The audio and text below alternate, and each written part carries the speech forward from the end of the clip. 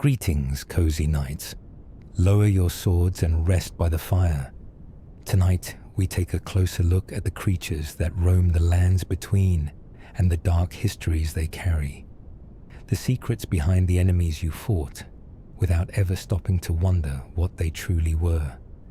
Drop a comment below and tell me where you're listening from tonight and what games you want me to cover next. And subscribe if this helps you sleep. The Mimic Tear's forgotten purpose. Deep beneath the ruined streets of Nokron, the Eternal City, past fog gates and shattered columns, there lives a creature made of liquid silver that will copy your face, steal your weapons, and fight you as a perfect reflection of yourself. This is the Mimic Tear, and it exists because the people of the Eternal City, the Nox, were trying to build a god. The Silver Tears, those shimmering metallic puddles that populate the underground ruins, are described in item text as formless, arcane creatures of mimicry that reshape and harden their liquid bodies at will. The Mimic Tear is the culmination of that research. It was created specifically by the Nox in an attempt to forge a lord, to craft from living silver something worthy of lordship. The fact that this creature, when it encounters you, immediately and instinctively becomes you, says something deeply strange about what the Nox believed a lord should be. Not something original, but something that perfectly mirrors the strongest being in the room. The Silver Tear's secret. Before you ever reach the Mimic Tear boss room in Nokron, you have already been walking through their nursery, those silver droplets clinging to walls, rising from puddles on the floor, manifesting spear-like limbs from their liquid bodies. These are Silver Tears in their most basic state. Some crackle with electricity, their bodies charged, and when killed, they detonate in a burst of crackling energy. Others have grown hard discs of calcified silver that act as shields, protecting them from your strikes. The item description for the Silver Tear reads simply, "It makes mockery of life, reborn again and again into imitation. Perhaps one day it will be reborn a lord." That last line is haunting, written in a tone that sounds less like observation and more like a prayer the Nox left behind, still hoping their experiment might finally succeed. The Black Knife Assassin's true origin. If you face one of the Black Knife Assassins, those swift, nearly invisible women who appear in the catacombs and heroes' graves across the lands between, you might simply see a hard boss fight. But every one of these women carries the weight of the most important event in Elden Ring history. The Black Knife Assassins are all Numen, a people said to hail from beyond the lands. Between entirely, they share this bloodline with Queen Marika herself. On the night of Black Knives, a group of these assassins broke into Leyndell, the royal capital, and murdered Godwyn the Golden, Marika's beloved firstborn, using blades imbued with the stolen rune of death. The ritual was performed by Ranni the Witch, who used a fragment of the rune of death to imbue the blades with the power to kill a demigod's soul while leaving their body alive. The connection between Marika and these assassins, women of her own blood, her own origin, raises the darkest possible question about who truly ordered that killing. The Finger Creeper's blasphemous birth. There is something deeply wrong with the Finger Creepers, and the game tells you exactly what it is if you find the right item description. These crawling masses of disembodied fingers, huge, pallid, sinewy, grotesquely oversized, are described as corrupt children of Mita, mother of fingers. Mita herself is found at the heart of the Cathedral of Manus, Mita in the shadow of the Erdtree DLC, a vast and terrible being who represents a kind of broken communication with the greater will. The Finger Creepers are described as a consequence of an ancient act of blasphemy against the greater will itself. In other words, Metis children. The two fingers who serve as emissaries have a kind of corrupted counterpart in the finger creepers. The two fingers and the finger creepers are siblings. One communicates divine order, the other crawls through the gardens of Carrier Manor, hiding under items on the ground, waiting to grab you.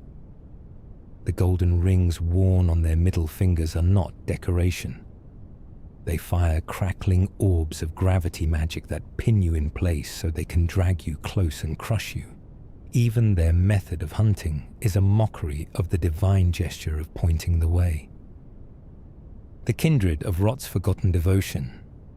In the grand cloister, past the lake of Rot, past the caustic red stillness of that terrible open space, if you make it through alive, you will find groups of kindred of Rot standing motionless in what can only be described as a prayer. These insectoid anthropomorphic creatures are described in item text as forsaken servants and unwanted children of the new goddess of Rot. They emerge from the swamp of Aeonia, the epicenter of where Millennia unleashed her Rot upon the world in her battle with Radon. They are, in a terrible sense, children of that event. They are found wherever scarlet rot festers, in Kalid, in the Celia crystal tunnel, in the Halic tree itself. What makes the grand cloister encounter so striking is not the combat. It is that when you watch them from a distance before they notice you, they are gathered in silence, not moving, not attacking, facing nothing in particular with their bodies bowed. They are worshipping, creatures born from catastrophe, praying to the goddess of that same catastrophe. Their glaives are made from their own hardened shell, and when rot or poison is applied nearby, they grow stronger. The rot feeds them. They are not enemies of the rot. They are its congregation. The Wormface's haunting name. The internal game files call the Wormfaces Deracine, a French word meaning uprooted from one's natural environment. This is arguably the most quietly devastating piece of lore in the entire game. These tall, hooded, coughing creatures found near the minor Erd tree on the Altus Plateau, perpetually hacking and retching, vomiting clouds of death blight, are not some natural predator. They are something that has been displaced, torn from whatever place or state they were meant to occupy. They wear funereal wrappings. Some wear laced hoods. When they die, one variant reveals itself to be something far larger and more grotesque than its clothing suggested. Their association with death blight, the blackened corruption that brings instant death if it fills your meter, places them in proximity to the concept of true death. They linger near Erd trees and in crumbling Farum Azula, places where the established order has broken or is breaking. Something about the presence of the Wormface near a living Erd tree feels like a terrible commentary. The death they carry is not separate from the tree. It is always there beside it. The ancestor spirit's hidden theology. To fight the ancestor spirit, you must light 6 bonfires in the Siofra River, an underground space of impossible scale where a false night sky glows overhead with stars that should not exist underground. The bonfires are scattered around the ruins of what seems to be an ancient ritual site, the Hallowhorn grounds. And only when all are lit does the huge deer carcass at the back of the temple stir, glow, and invite you in. The ancestor spirit and its more powerful twin, the regal ancestor spirit, are described as beings that exist beyond the purview of the Erd tree. They follow a different principle entirely, that life sprouts from death, just as it does from birth. Their horns continue budding and sprouting new growth even after the creature has died. They represent an older theology, one predating the Golden Order and its grip on life and death. a world where death was not a punishment or an ending, but a beginning. The people who worship them, the ancestral followers, are shamans who live underground, outside the reach of the Erdtree's grace, still practicing the old ways. Torrent, your horse, has been theorized by the community to possibly be a juvenile ancestor spirit, the same emaciated deer-like shape, the same supernatural energy, the same origin in something older and stranger than the Erdtree. The Crucible Knight's living armor. Crucible Knights are among the most recognizable enemies in the game. Tall, heavily armored warriors who fight with a brutal, patient precision, and, most distinctively, who can sprout a scorpion tail from their back or leather wings from their shoulders during battle. These appendages are not decoration. They are described in lore as aspects of the Crucible, the primordial state of life that existed before the Golden Order imposed its rigid taxonomy on all living things. In the earliest age of the lands between, life was wild and composite. It had not yet been sorted into clean categories of beast and man, of noble and base. Creatures could carry the traits of multiple species at once. The Crucible Knights served Godfrey, the first Elden Lord, in that earliest era. Their armor itself, the Crucible Axe set and Crucible Tree set, bears these same ancient aspects. The knights are not wearing decorative armor. They are wearing the embodiment of an idea that before the Golden Order, life was something far stranger and more alive. Crucible Knights found in locations like the Evergales and the Altus Plateau are not remnants of a dead army. They are soldiers of a theology the Golden Order tried to erase. The grafted scion's hidden lineage, the very first creature you encounter in Elden Ring, the towering nightmare of fused limbs, swords, and shields that likely killed you in the Chapel of Anticipation, is not a random monster. Environmental storytelling embedded in item descriptions ties the grafted scions directly to the golden lineage. Their ornamental straight swords and beast crest heater shields reference the bloodline of Godric and the demigods. Their golden eyes, their crowns, and their cloaks specifically tailored to conceal their fused bodies point to distant descendants of Godwyn the Golden, who willingly submitted to grafting. The practice of fusing the limbs of others onto oneself to accumulate power, in a desperate attempt to reclaim ancestral strength their bloodline had lost. These are not random creatures. They are fallen nobility who made themselves into something monstrous in pursuit of the power that their divine ancestry once promised them. The game file calls their AI Graph Spider. That name captures something the creature design expresses perfectly. Something that was once human, still wearing a crown, moving like something inhuman. The Dragonkin soldier's tragic aspiration. Underground, in the depths of the Eternal Cities, there are creatures that tried to become dragons and failed. The Dragonkin soldiers are tall, gaunt, vaguely humanoid beings, with hollow chests and emaciated limbs, wearing red and black capes with golden embroidery. They were born from gravel stone in the Eternal City. The same meteoric ore associated with ancient dragons and lightning. Their item description says it plainly. They never knew true sky or true lightning. They were created underground, sealed away from the heavens where real dragons soared. And so the lightning they wield is not true lightning, but a pale, frozen imitation of it. Ice lightning, cold and incomplete. They never achieved immortality. They perished as decrepit imitations of their skyborn kin. When you fight the Dragonkin soldier of Noxtella, at around half health, it erupts in an explosion of lightning and sprouts wings. And those wings work. It rises into the air, sweeps across the arena, fires arcing bolts of frozen lightning. But there is something in that moment that the law makes strange. This creature, born underground, that never saw the true sky and never wielded true lightning, finally gets into the air. And the lightning it fires is still the imitation. Still the ice blue, frost-touched cold lightning born underground, rather than the hot, natural lightning of true dragons.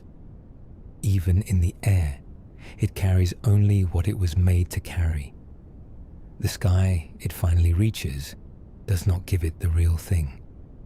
The tragedy of the dragonkin soldier is not that it cannot fly. It is that flying does not change what it is. The Astal Falling Star connection. If you look carefully at the three related cosmic creatures in Elden Ring, the Falling Star Beast, the Withered Astal, and Astal, natural born of the Void, you will notice they share a color scheme. Dark, iridescent chitin, a disquieting third eye in the forehead, and wicked pincers designed for grabbing.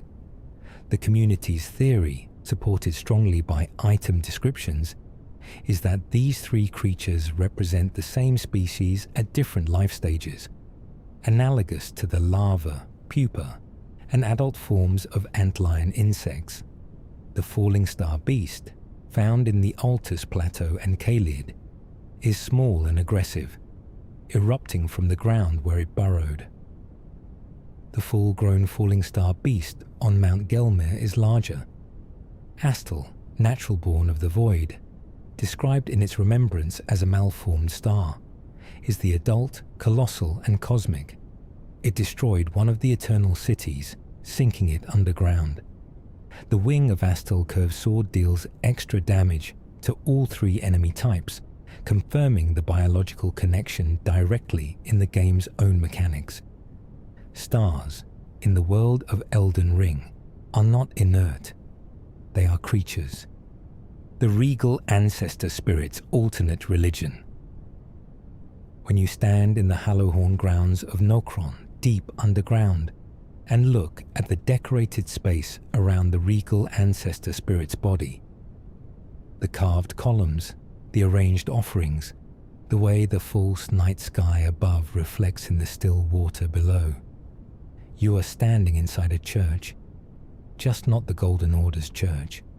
The ancestral followers who worship the regal ancestor spirit are a people who have opted out of the Tree's theology entirely.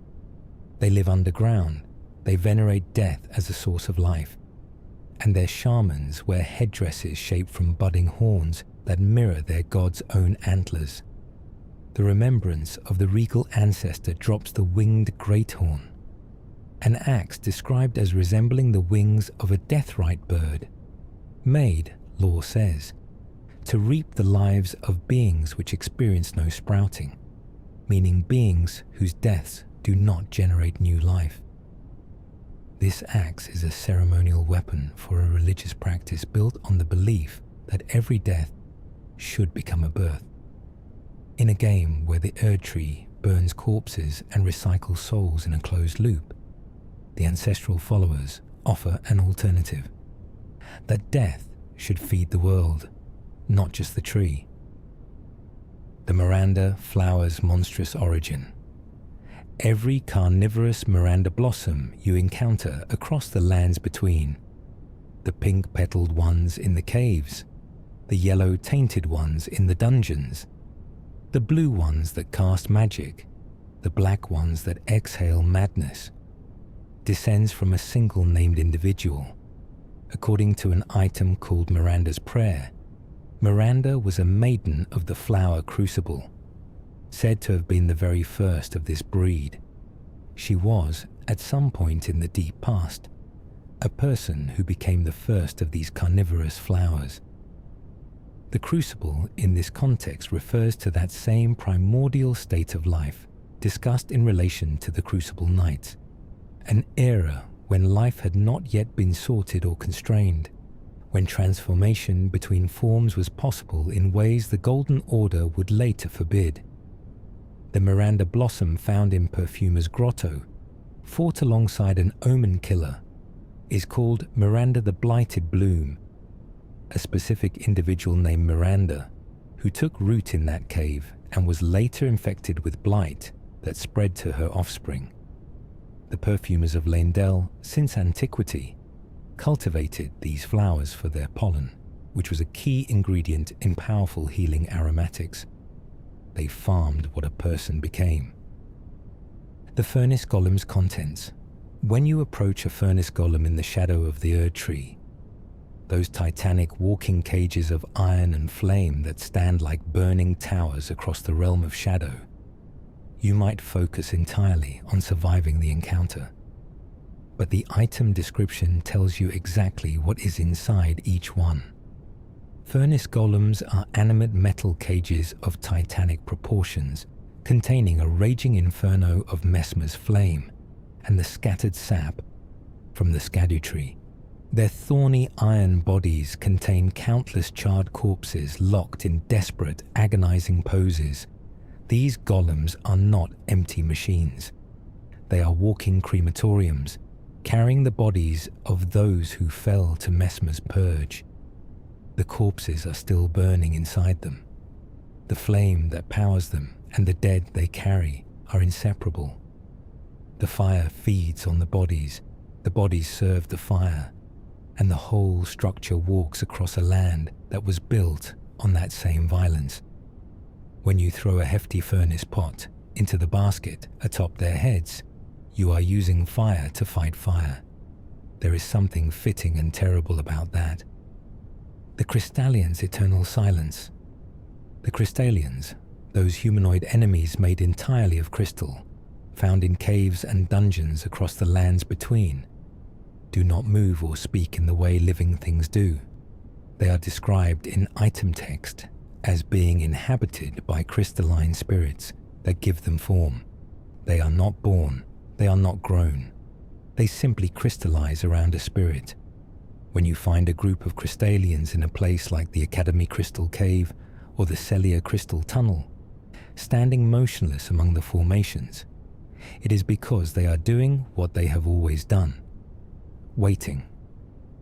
The crystal darts you can find in the game are described as being thrown to shatter their focus and disorient them, which suggests that whatever state the Crystallians exist in between actions is something like meditation or hibernation or prayer. Their weapons, ring blades, spears, staffs of pure stone, are grown from their own bodies. They do not acquire weapons, they grow into them. One interpretation holds that the crystalline caves are not their habitat, but their origin, that a Crystallian is simply a cave spirit given the shape of a person.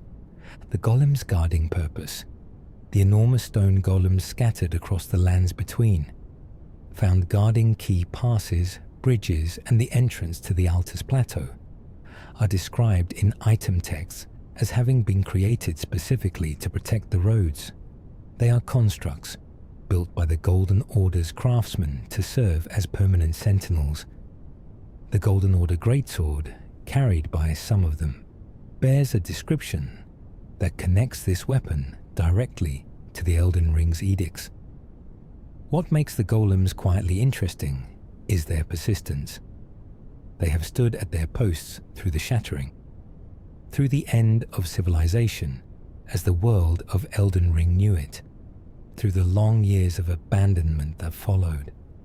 When you encounter a golem in Limgrave, guarding the path towards Stormvale, it is still doing its job, not because anyone commanded it recently, because it has not received an order to stop. The golem at the gatefront ruins, which towers above you when you first step into Limgrave proper, is a monument to a civilization that no longer exists, still faithfully protecting the entrance to a city that already fell. The ulcerated tree spirit's body.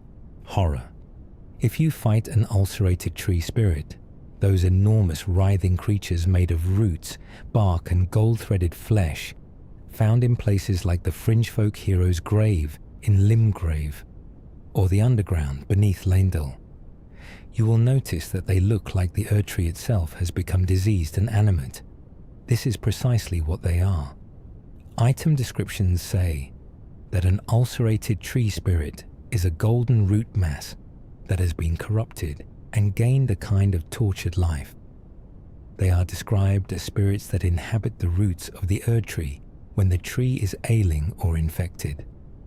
They live in the spaces between death and the Erdtree's grace, in the catacombs and underground passages where the dead are meant to return to the roots and be reborn.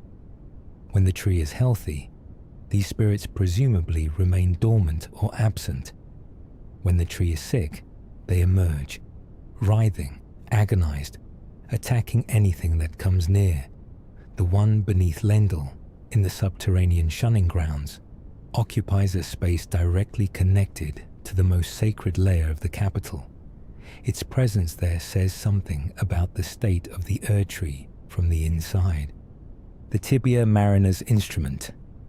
The Tibia Mariner is one of Elden Ring's stranger spectral bosses.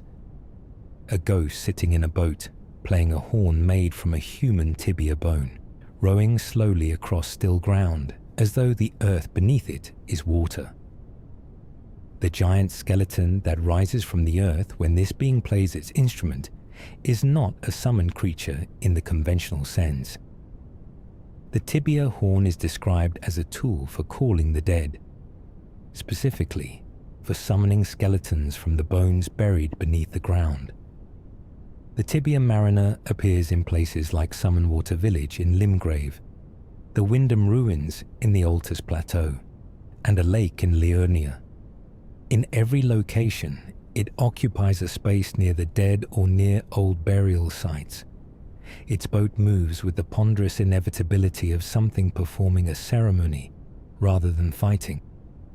The large Albinorics in Mogwyn Palace can mimic this call, blowing their curved great clubs like alpine horns to summon the same giant skeletons, which suggests this method of calling the dead is not unique to one being, but represents an older, broader tradition of bone music and the restless dead. The Claymans lost civilization. Underground, in the ancient ruins of the Insel River, the Siofra River, and Noxtella, you will encounter the Clayman, hunched, muddy humanoids with stalactite-like beards, dragging themselves through the ruins of a world they once served. Their Japanese name literally translates as mud people. They carry harpoons and bowlers fashioned from meteoric ore bound with rope, and they were once the priests and servants of the ancient dynasty, a civilization that flourished underground long before the Erdtree ever grew. After their civilization fell, the Claymen lost their purpose, but not their instinct. They still wander the ruins, still casting their bubble sorceries, described as magic that pursues oracles and revelations, searching endlessly for something they can no longer name. An oracle envoy, one of the golden bubble creatures also found underground, is presumably what the Clayman's oracles look like when found. The Claymen have been searching for these beings since their civilization ended. Every Clayman you encounter underground is a priest who never stopped praying long after the temple crumbled. The Omen Killer's terrible function. The Omen Killers are large, masked executioners who appear near Omen-related areas in the game, in the roads and passes of Liurnia, in the dungeons and grottos of the Altus Plateau. They are described in item text as assassins created specifically to hunt omens, those beings born with horns and animalistic features who were deemed abominations by the Golden Order. The Omen Killers were a battalion of killers trained and sanctioned by the royal institutions of Lendl to exterminate the Omen wherever they were found. What makes this law so quietly devastating is that Morgott and Morg, two of Elden Ring's most powerful bosses, are themselves omens and were imprisoned beneath Lendl their entire lives specifically because of this designation. The same system that sent omen killers into the world also locked 2 of Queen Marika's own sons underground in the dark. When you find an omen killer standing guard over Miranda, the blighted bloom in Perfumer's grotto, the connection being drawn between the hunters of the impure and the flowers once cultivated for the nobility, is not coincidental. The Perfumers served the Golden Order. So did the Omen Killers. The demi-humans fall in status. The demi-humans, those small, aggressive, bestial creatures found in groups across Limgrave, the Weeping Peninsula, and beyond, are described in item text as impure creatures who emerge from caves. They wield crude weapons. They move in large groups under the leadership of a demi-human chief or queen, and they occupy the margins of civilization, the ruins on the edges of roads, the beaches, the caves. Lore suggests that demi-humans are the descendants of humans who fell too far outside the graces of the Golden Order, people whose bloodlines diverged or degraded until they were no longer considered fully human by the standards of that rigid system. Their impurity is not a biological fact so much as a social verdict pronounced by a civilization that sorted all life into hierarchies. The demi-human queen, variants found in places like the coastal cave in Limgrave and the mines of the Altus Plateau, are distinctly more intelligent and magically capable than their followers, suggesting that even within this marginalized group, the capacity for sorcery and leadership has persisted. They are not mindless. They are dispossessed. The Revenant's broken body. The Revenants, those many-armed, shrieking, violently teleporting creatures found in Korea Manor, the mountaintops of the Giants, and various other late-game locations, are some of the most unsettling enemies in the game, not because of their difficulty, but because of what they look like. They appear to be multiple human bodies fused together at unnatural angles, with far too many limbs, writhing in constant pain motion. Item descriptions refer to them as beings that refuse to die properly. People who clung to life in defiance of the Erdtree's cycle of death and rebirth, and in doing so became something that could no longer be called human. They are associated with golden light and with the Erdtree's rejection, which creates an uncomfortable suggestion that what you see when you look at a revenant is what happens to a person when the grace of the Erdtree is denied to them and they refuse to accept it. They do not cross over. They stay, and they become this. The teleporting is not a magical ability in the traditional sense. It reads more like the frantic, undirected movement of a body that no longer knows where it is supposed to be. The Albinauric's manufactured origin. The Albinaurics are not a natural people. According to the Albinauric blood clot item description, they are life forms made by human hands, forsaken to the lands between by the stars. Both generations, the tall, humanoid first generation, whose legs gradually disappear and who die when their legs fully fade, and the short, frog-faced second generation, who retain mobility at the cost of speech, were created artificially through processes connected to the Academy of Raya Lucaria and the silver tiers of the Eternal Cities. The first generation's legs fail because they were flawed at the point of creation. The second generation solved the mobility problem but lost the capacity for speech. The Albinauric shield describes them as having been created from a primordial drop of dew, tinged with the silver of the underground cities. They were deemed impure by the Golden Order because they were not graced by the Erdtree, and so they were persecuted, tortured in Volcano Manor, massacred in their village by the agents of Gideon Ofnir, and driven toward any sanctuary they could find. Miquella's Haligtree accepted them. So did Mog's blood-soaked palace. When you find the second-generation Albinaurics in Leonia, wandering in small groups near ruins, They are people with nowhere left to go. The Deathrite Bird's sacred role. The Deathrite Birds, those enormous spectral birds of fire and death found stalking the nighttime lands between, from the Weeping Peninsula to the mountaintops of the Giants, are not predators in the conventional sense. They are, according to lore drawn from the winged greathorn weapon description, ceremonial figures in the ancestral spirit-worshipping faith, envoys made to reap the lives of beings which experience no sprouting, meaning those whose deaths will not generate new life. In the world before the Erdtree fully imposed its order, the Deathrite Birds served a function in the older religion of the underground people. They were the emissaries of a death that fertilized the world. The fact that they only appear at night is consistent with this ceremonial function. Night, in Elden Ring's cosmology, is associated with the older order, with the moon, with Ranni, with what existed before the Erdtree's golden day began. A Deathrite bird is not a monster that wandered into your path. It is a ritual being performing a ceremony that no longer has a proper context in the world above ground. The Erdtree Burial Watchdogs' faded duty. The Erdtree Burial Watchdogs, those hunched, cat-tailed stone golem creatures that guard the catacombs throughout the lands between, carry a description that makes them quietly sad. The watchdogs, battered and broken over their lengthy tenure, rule the catacombs and are even said to command the imps. They are ancient constructs.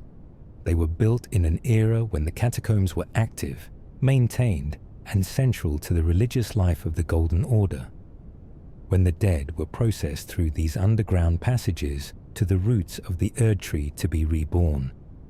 Now the catacombs are abandoned, the dead no longer arrive in orderly procession, and the watchdogs are battered and broken from their long service. But they are still there, still commanding the imps, still patrolling. Their watchdog's greatsword bears a description noting that the pupil was taken by grave robbers and is now hollow. The eye that once watched over the dead has been stolen. They guard tombs that no one tends in a system that no longer functions, commanded by a golden order that shattered ages ago, battered and broken and still at their post. The Knights Cavalry's endless patrol. The Knights Cavalry are encountered only after dark. Massive spectral riders on enormous horses cantering along the roads of every major region, from Limgrave to the mountaintops. They attack anyone on the road with a cold, professional violence, and when day breaks they simply vanish. The lore surrounding them describes them as cavalry soldiers of an ancient order, knights who served before or during the era of Godfrey's conquests, now continuing their patrol as ghosts bound to the roads they once protected. What makes their presence feel weighty rather than merely mechanical is the way they cover the same ground, night after night. The same stretch of road in Limgrave, the same bridge in Liurnia. They are not hunting you specifically. They are maintaining a patrol route established in a world that ended. When you lure them off their route or fight them off the road, they become disoriented in a subtle way, as though the territory of their patrol is the only context in which they still exist. Killing them breaks something in them that the dawn would have simply paused. The Erdtree Avatar's guardianship. The Erdtree Avatars, those enormous club-wielding tree and bark creatures found at the base of every minor Erdtree across the map, from Limgrave to Caelid to the frozen north, are quite literally the trees defending themselves. Item descriptions connect the Erdtree avatars to the spirit of the Erdtree, the embodiment of its will given physical form at its minor branches. They guard the sacred tears buried at the base of the minor Erdtrees. the resource that strengthens your flask of crimson tears. The tears themselves are a kind of distilled grace from the Erdtree. When an avatar attacks you with its enormous root clubs, it is not a mindless animal. It is the Erdtree reaching out through one of its children to protect the gift it has offered to those under its grace. A putrid Erdtree avatar found in Caelid drips with scarlet rot. The implication is a troubling one. If a minor Erdtree has been touched by rot, the avatar it generates will carry that corruption. Even the tree's immune response has been compromised. The grafted scion as an invitation. There is a strong argument that the grafted scion at the beginning of Elden Ring is designed to be killed by you, not immediately, but eventually, as a test of growth. The creature at the Chapel of Anticipation cannot realistically be defeated by a new character with no upgrades and no knowledge of the game. Its health pool is enormous, its damage is staggering, and its moveset is designed to punish every instinct a new player has. When you die to it, as expected, you wake up on the shore of Limgrave with your journey beginning properly, but the scion can be returned to later via the Four Belfries Waygate in Liurnia. When you go back and kill it, you find a neatly contained treasure at the top of the chapel, the Stormhawk King ashes and a talisman. The game remembered that you died there. It kept the location intact. The grafted scion at the Chapel of Anticipation is not a tutorial boss. It is a milestone, a question the game will ask you at the very beginning and ask you to come answer again once you are ready. The answer, when you deliver it with a sharp blade and no fear, tastes like satisfaction. The Deathbird's Nightly Commerce. The Deathbirds, enormous dark-feathered spectral birds found at night in Limgrave, Liurnia, the Altus Plateau and beyond, are distinct from the Deathrite birds in their association with a specific transactional magic. The Deathrite bird glows with ghostly fire and serves the older faith. The Deathbird is something different, a carrier of ruin, connected to the concept of death spreading through contact. Item descriptions connected to the Deathbird link it to the idea of death as a contagion, something that passes from creature to creature, location to location. In Limgrave, the Deathbird at the bridge near the Church of Pilgrimage is one of the first encounters a player who explores at night will experience. Its enormous black wings, its spectral glow, and its habit of simply walking toward you rather than attacking immediately creates a specific dread. It is not rushing to kill you.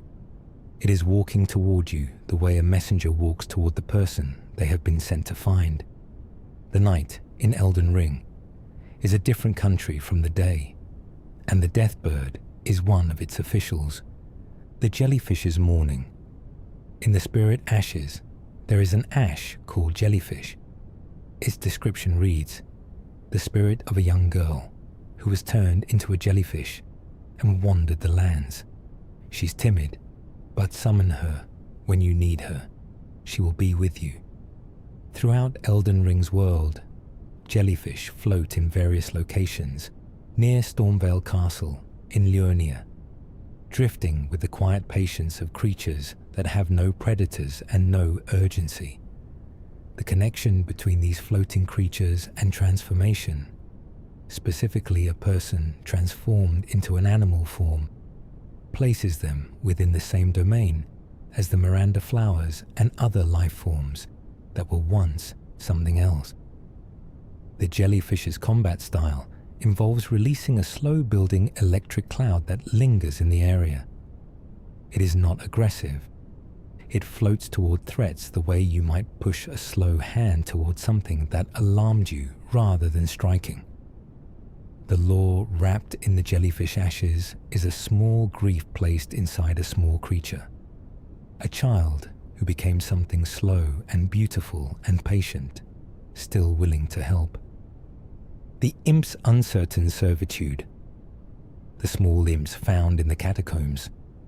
Those crouching, grey-skinned creatures with oversized claws and a tendency to hide in corners and on ceilings are mentioned explicitly in the Erdtree Burial Watchdog's lore as being under the command of the watchdogs.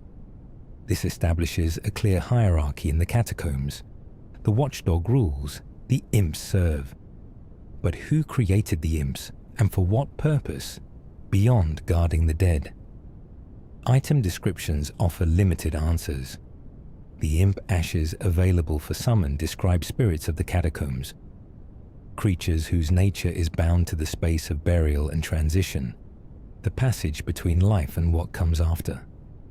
Their small size, their preference for ambush, and their ability to inflict bleed suggest they were designed for close-range, fast deterrence of grave robbers and intruders.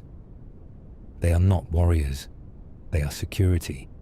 That they are still performing this function, still crouching in every catacomb you enter, long after the dead have stopped being properly processed and the Erdtree's cycle has broken, gives them a strange dignity. They do not know the system they serve has failed. The Misbegotten's golden regret. The Misbegotten are leonine winged creatures with golden manes and enormous builds, found in the ruins of the Weeping Peninsula, the Morn Legacy Dungeon, and Castle Morn. Their item description notes they are impure beings who do not bear the Erdtree's grace. They wield crude weapons fashioned from their environment, iron and scrap, whatever they could find. Castle Morn, the fortress they have overrun on the southern tip of the Weeping Peninsula, was once a stronghold of the Golden Order. The Misbegotten's occupation of it is not random. The grafted blade greatsword, a weapon made from the blades of many swords bound together, is found at the heart of Castle Morn, and its description connects it to the same act of grafting that defines Godric and his legacy. Based on what we can observe of the lore, the Misbegotten may be yet another group deemed impure and pushed to the margins. Creatures who bear the physical traits of lions, animals historically associated with nobility and the Golden Order, but who are denied the recognition that should accompany those traits. They howl at the ruins they occupy. Something in them may still remember what this place was. The ancient hero of Zamor's frozen history. The ancient heroes of Zamor, those enormous blue-skinned frost warriors found in the sainted hero's grave on the Altus Plateau and the consecrated snowfield, are one of the few enemy types in Elden Ring that carry a specific cultural origin in their name. Zamor was a civilization of frost-wielding warriors, referenced directly in the Zamor curved sword and Zamor ice storm incantation.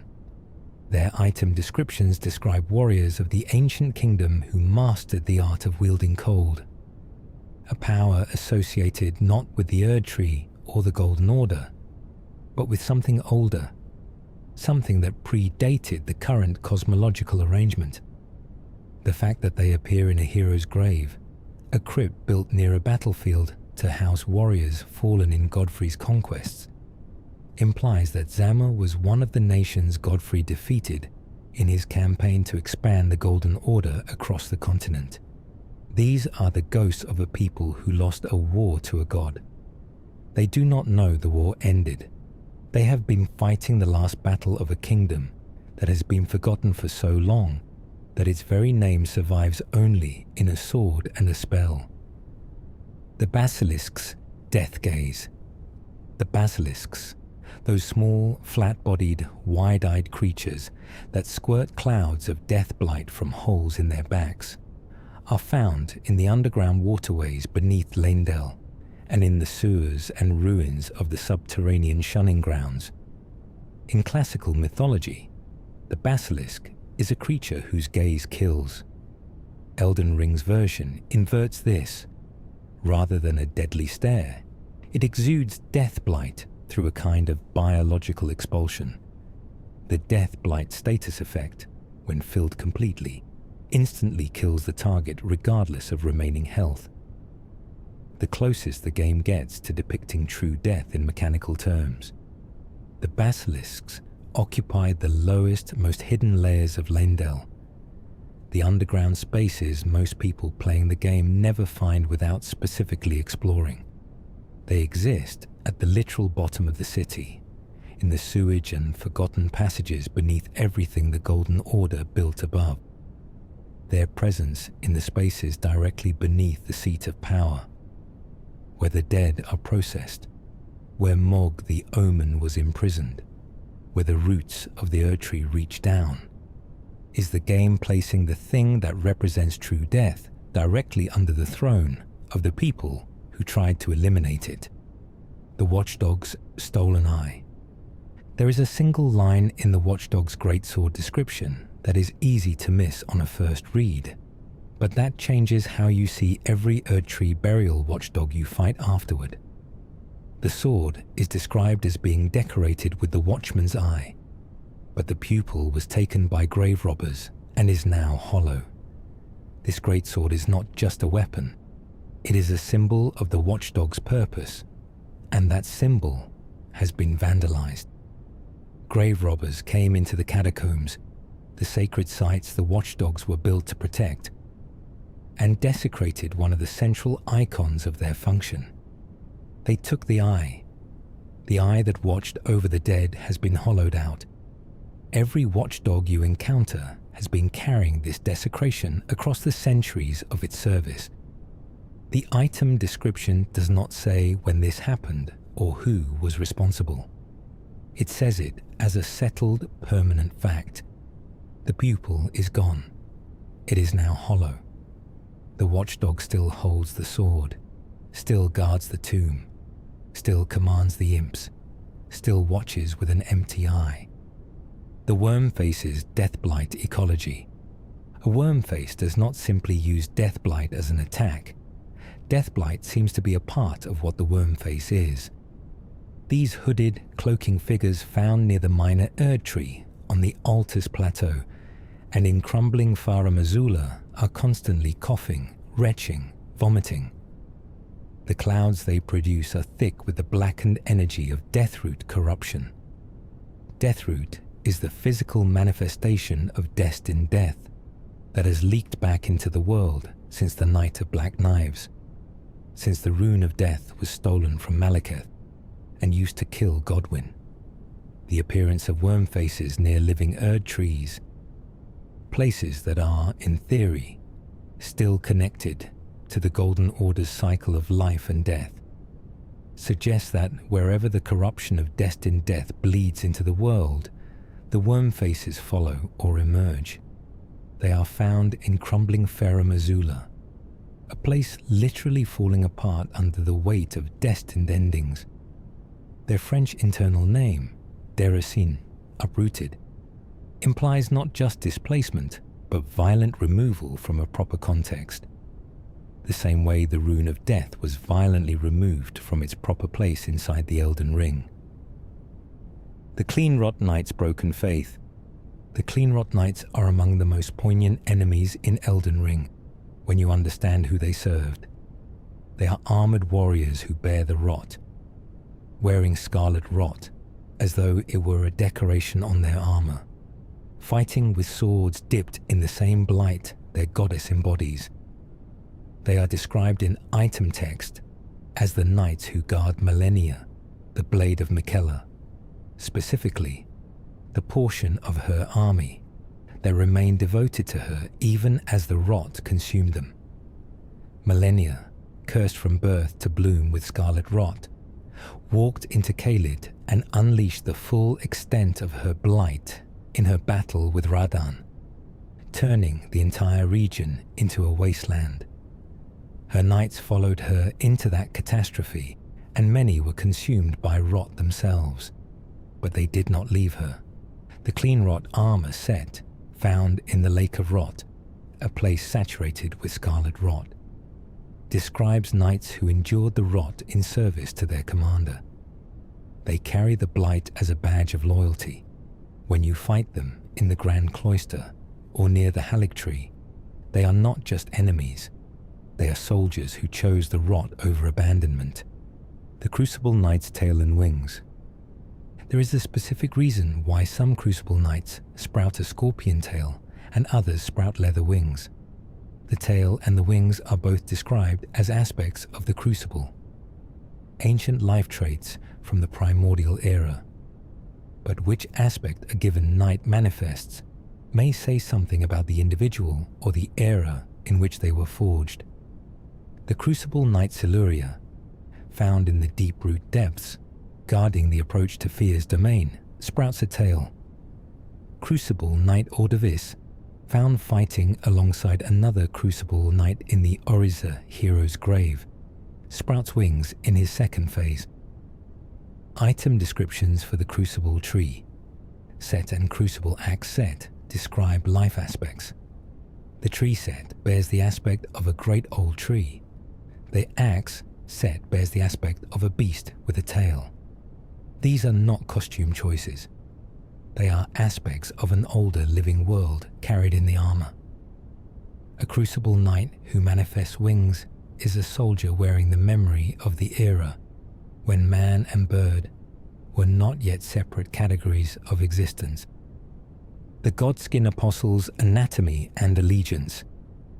The Godskin Apostles, those tall, lanky, black and white robed figures who stretch their bodies to impossible lengths, rolling toward you as a column of spinning flesh, are among the most disturbing enemy designs in the game for a specific anatomical reason.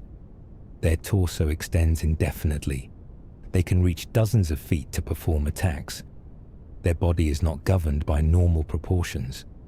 According to item descriptions, the Godskin Apostles were servants of destined death, followers of the gloam-eyed Queen, an Empyrean who cradled them from infancy in a cloth sewn from supple skin. They wore robes stitched together from patches of the smooth skin of dead gods, and they wielded the god-slaying power of the black flame. Their ability to stretch and extend their bodies like Gelmir man-serpents is described as inhuman physiology, assimilated, not unlike the primordial crucible, suggesting their elastic body-warping anatomy is itself a crucible aspect absorbed through proximity to divine skin. The Godskin Peeler, the twin blade that drops when you defeat a Godskin Apostle, is described as having one end for slicing and one winding spike for boring into flesh. It is the harvesting tool of an order built on wearing what they killed. When an apostle's torso stretches 10 feet toward you, it is a divine skin doing what divine flesh can do, carrying with it the memory of the god it once belonged to. The Falling Star Beast burrowing life. The Falling Star Beast arrives from the sky. This is not metaphorical. When you first encounter the full-grown Falling Star Beast on Mount Gelmir near the top of the inactive volcano, it bursts from the earth where it burrowed. The Falling Star Beast is described in item text as one of the creatures that fall from the stars, cosmic beings that arrive via meteor and then adapt to life in the lands between. Their shell is hardened against impact. Their pincers are built for burrowing. They wield powerful gravity magic, not because they studied it, but because they are made of the same stuff the cosmos uses to move things. The full-grown variant drops the Falling Star Beast Jaw, a weapon described as the jaw of a beast that has adapted to subterranean life. It arrived from space, burrowed into the earth of the volcano, and simply kept living. A creature that crossed the void of space, survived the impact of arrival, and then made its home in a volcano. Treating the land between as simply the latest environment in a very long existence. The Renala, Scholar's Hollow existence. The constructed soldiers that Renala, Queen of the Full Moon, sends against you during her boss fight's first phase. The small burning creatures that stumble toward you carrying the golden glow of rebirth are not magical projections or monsters she summoned from nothing. The boss fight's first phase takes place inside the Academy of Raya Lucaria's Grand Library, and the creatures that Renala animates and sends shambling toward you are juvenile scholars, young students of the Academy who she has been continuously rebirthing using the amber egg Radagon left her. According to the juvenile scholar's item description, their rebirth is imperfect, and because the process is flawed, they become dependent on it. Each awakening, their memories fade further into oblivion. Renala uses the great rune of the unborn embedded in the amber egg to keep restarting these scholars over and over, their identities eroding each time. She sits in the Grand Library clutching the egg and calling them her sweetings, singing to them in her grief, repeating the ritual of rebirth as a substitute for the love that departed when Radagon left. The scholars stumbling towards you in her Phase 1 are people who have been reborn so many times they no longer know who they were. They carry the golden light of their queen's magic and the fading remnant of whatever they once were. The Im's Catacomb Origins. In the deepest catacombs, the giant conquering hero's grave and the consecrated snowfield catacombs, you will encounter lesser burial watchdogs accompanied by imps. The imps here are identical to the ones you fought in Limgrave's catacombs, in Leonia's catacombs, in every burial structure throughout the lands between. This consistency across all catacombs suggests the imps are not a species that was placed there by accident or convenience, but a deliberate element of catacomb design, built or bred specifically to serve as security for burial sites.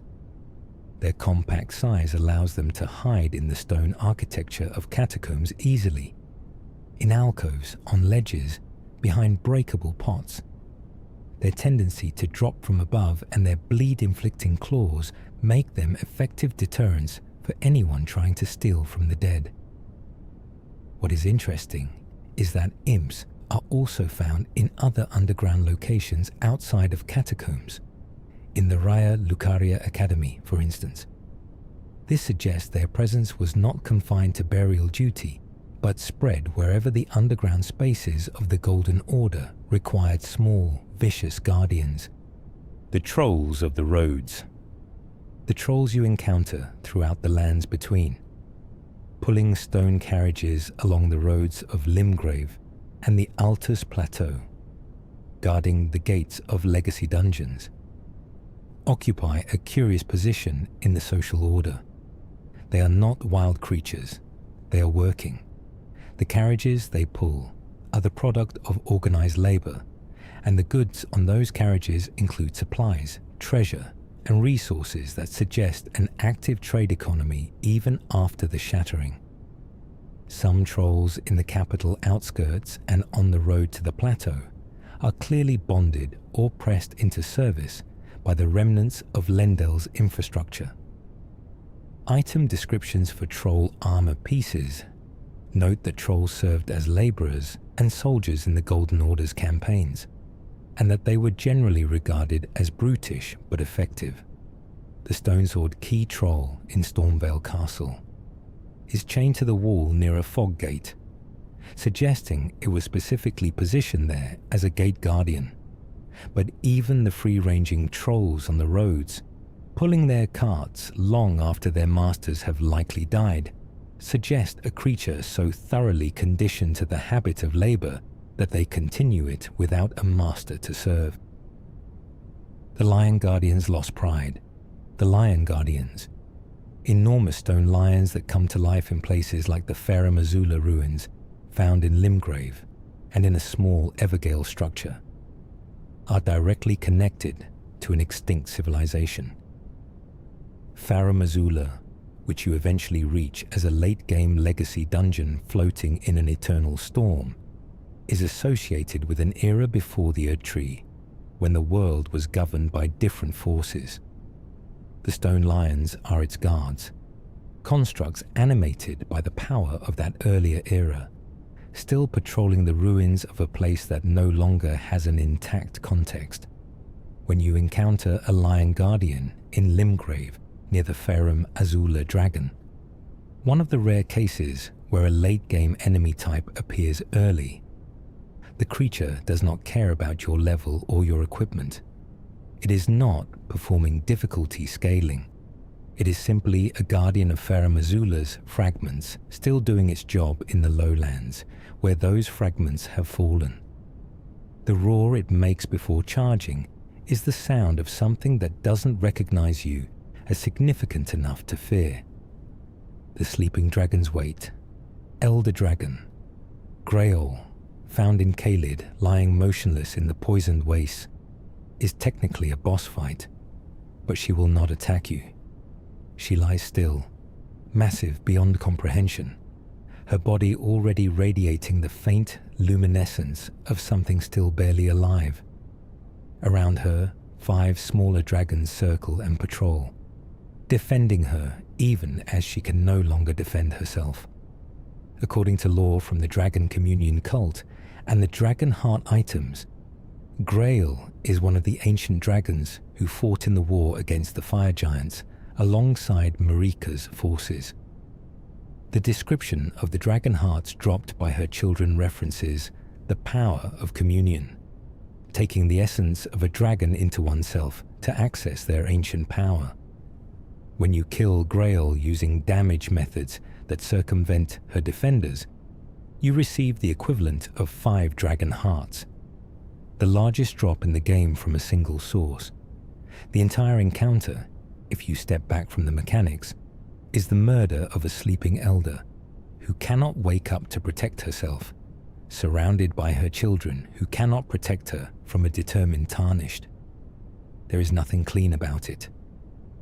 The depraved perfumer's purpose. The depraved perfumers, those masked, robed enemies found throughout the Altus Plateau, who throw aromatic mixtures of scarlet rot, poison, and fire, are the corrupted remnants of a once noble profession.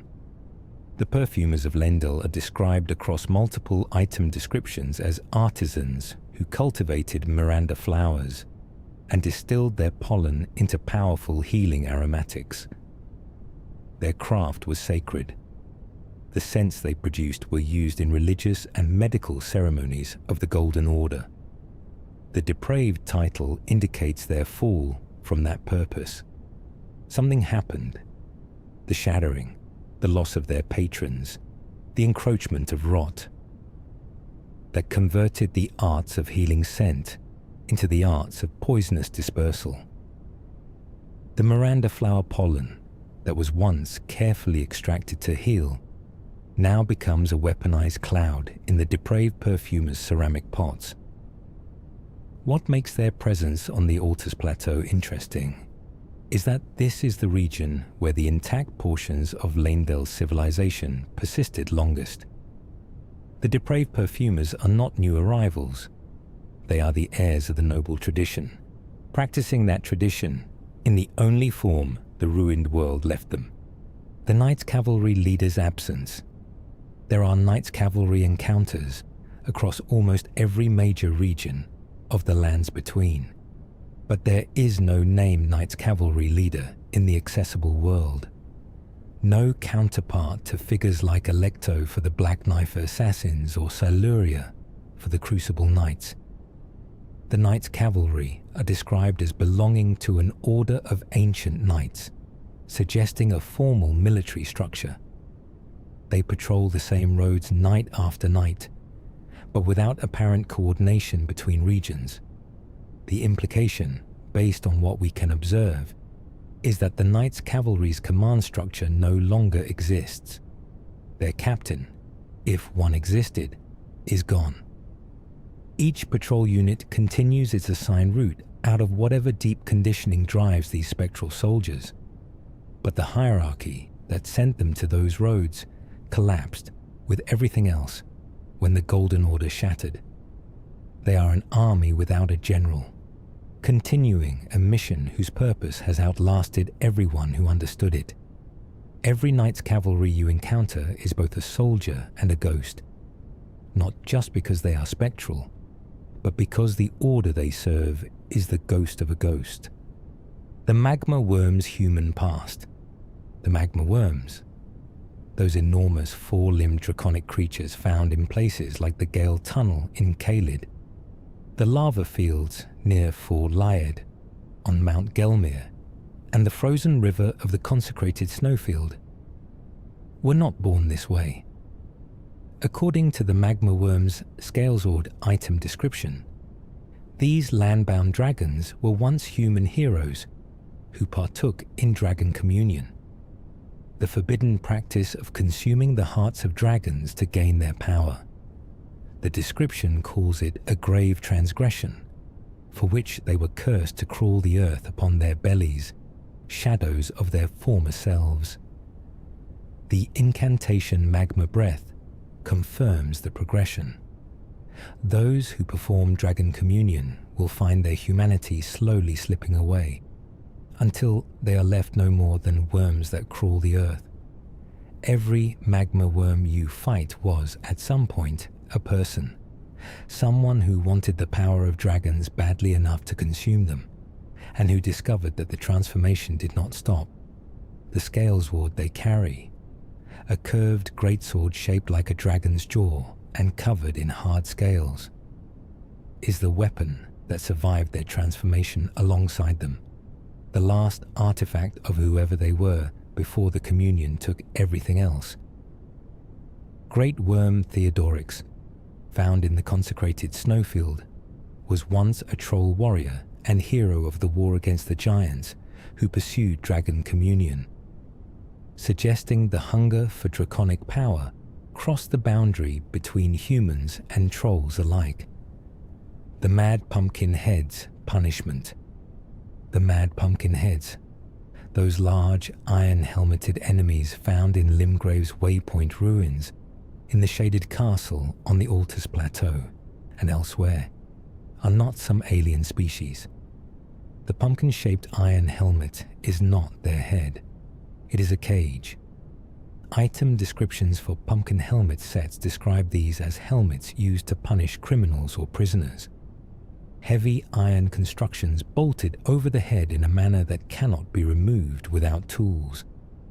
The individuals who became Mad Pumpkin Heads were likely originally human criminals or prisoners who had these helms forced on them, were driven mad by the confinement and weight, and eventually became the feral, hammer-swinging beings you encounter.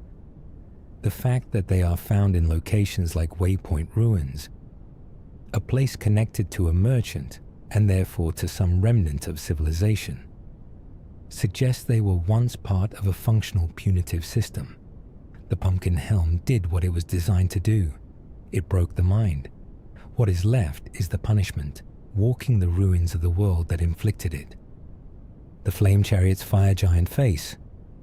The flame chariots found rolling through Fort Lyed on Mount Gelmir and in the field around it, those bronze, self-propelled war machines with burning cannons, are not just killing machines. They are made to look like the face of a fire giant. Their braided bronze beards have been reimagined as sharpened metal tusks. Their eyes track targets.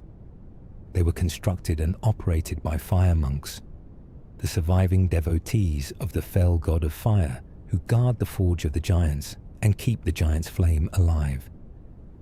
The flame chariot ignites oil stored in its head to produce a crude version of the giant's flame, expelled from molten tongue-like cannons, a mechanical reproduction of what the fire giants could do with their own bodies. What this tells you about the fire monks is that their reverence for the giants does not stop at prayer. They build machines that look like their god servants and burn with the same fire their god embodies. The verdigris, coating on the chassis, is the same material seen on objects associated with the fell god. The crest on the bumper, a golden hawk, remains from whoever the machine previously served. Whether these were ever brought to bear against the Erdtree's forces, or merely guard the holy sites of the Flame Faith, the construction alone says something about what the fire monks believe they are doing. not maintaining a dying cult, but continuing a war. The ancestral followers' shamanic practice. The ancestral followers, those masked, spear-carrying humans found in the Siofra River and the Mogwin Palace, are among the few enemy types in Elden Ring who have a clear and coherent religious practice that the player can observe. They carry horn-decorated headdresses that mimic the budding antlers of the ancestor spirits they worship. They make offerings at specific sites. They gather near the bones of their dead gods. When you fight them in Siofra River, you are intruding on an active religious ceremony. The 6 bonfires you must light to awaken the ancestor spirit boss are the altars of their ritual, and your lighting them is an act of appropriation. You are using their sacred technology for your own purposes. Their weapons, bone bows, horn staves, javelins decorated with antler motifs, are all connected to the deer god they serve. In the Mogwin Palace, many ancestral followers have taken on a reddish tint from the blood-soaked environment, suggesting they were drawn there by forces they may not have fully understood. They followed life where it seemed to be. A palace of blood seemed to them like another form of the life-through-death principle their faith is built on. The Glintstone Dragon's transformation. The Glintstone Dragons, Smaragd, Adula, and their kind, found in Liurnia of the Lakes near the Academy of Raya Lucaria, are dragons who have undergone a specific magical transformation connected to glintstone magic. Standard flying dragons breathe fire. The glintstone dragons breathe glintstone shards, crystallized magic that deals both physical and magical damage. Their bodies have incorporated glintstone. Their breath, their attacks, their very scales carry a bluish luminescence. The Academy of Raya Lucaria exists within their territory, and it would stand to reason that the proximity of the world's foremost center of glintstone sorcery and the presence of glintstone-breathing dragons in the surrounding lake is not a coincidence. One reading of this suggests the dragons adapted to an environment saturated with sorcery. Another is that the Academy's founders selected this location specifically because the dragons were there, and the presence of glintstone-imbued creatures in the environment suggests a deep natural deposit of the ore below. Glintstone magic and dragon nature have been commingled here for so long that neither can be understood without the other. The Deathroot and the Beast Clergyman.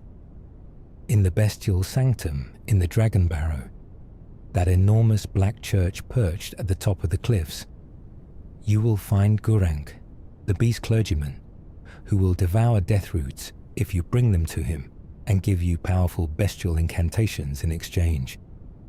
But Gurranq is not what he seems. He is a form of Malekith, the Black Blade, Marika's shadow-bound beast and the guardian of the Rune of Death, who sealed destined death away so that it could not touch the demigods. When you bring him Deathroot, he is consuming the physical manifestation of the death that leaked back into the world after the Night of Black Knives, the same death he was tasked with containing. Every Deathroot that blooms in the catacombs is a sign of the seal breaking further. The enemies associated with Deathroot, the Deathrite birds, the Tibia mariners, the worm faces, are all creatures of that escaped death. Gurranq, eating Deathroot, is doing the only thing he can think of to keep the seal, consuming the leek one root at a time, in a body that has forgotten who it is and why it is hungry. The putrid corpse's hidden form. On Mount Gelmir, near the Road of Iniquity's site of grace, there is what appears to be a burning putrid corpse. A common environmental detail, a body on fire. If you kill it or wait for it to detonate, it transforms. What was a burning corpse becomes a giant worm face, without clothing, dropping a larval tear. This is one of the most quietly extraordinary moments of environmental storytelling in the game. The larval tear confirms the metamorphosis is real. Larval tears are described as being the core of a creature of mimicry that has assumed another form. The worm face was disguising itself as a corpse. Whether this is instinctual camouflage or something stranger is unclear, but the fact that a worm face, a creature already associated with death blight and displacement, would choose to disguise itself as a dead body says something about how it relates to the concept of death, not as a predator choosing camouflage, but as something that genuinely belongs to the company of the dead, hiding among them because that is where it naturally fits. The Clayman's Bubble Prophecy. The bubble sorceries used by the Clayman in the underground ruins are described not merely as attacks, but as tools for seeking oracles. The Clayman Ashes describe spirits that pursue revelations through magical bubble sorceries requiring both intelligence and arcane power. The Great Oracular Bubble, the signature skill of the Clayman, is described as a sorcery of the ancient civilization that produced massive bubbles charged with the collective wisdom of the lost dynasty. What wisdom is inside a bubble? The Oracle Envoys, found in the same underground spaces, produce golden bubbles described as heralding a new age. The connection between Clayman, bubble sorcery, and the Oracle Envoys' golden bubbles suggests that the ancient dynasty was, at some level, attempting to communicate with or receive communications from whatever power the Oracle Envoys represented. The Claymen are not randomly firing bubbles. They are still transmitting, or still receiving, or still waiting for a message that was supposed to arrive before their civilization ended. Every bubble a Clayman releases is a prayer sent through the empty ruins to a god who may have already answered in a language the Clayman could no longer understand. The giant ant's purpose. The giant ants found in underground tunnels and ant colonies in places like the Volcano Manor tunnels and the Ansel River are one of the game's more straightforwardly biological enemies, but their lore is built through item drops. The ant skull plate and the thin beast bones they drop contribute to a picture of insect life that has adapted to the underground of the lands between over many generations. More interesting than the ants themselves are the ant larvae found in some nests, and the way ant colonies function as a kind of background civilization in the tunnels. A hierarchy of workers and soldiers organized around a queen presence. The underground lands between host an entire ecology parallel to the world above, and the giant ants are part of it. They are not corrupted or cursed. They are simply large insects doing what insects do in an environment where the scale of everything has been extended to match the ambitions of the civilizations that tried to build underground empires. The ants predate those civilizations, and they will outlast them. The Albinoric Elder's Final Curse.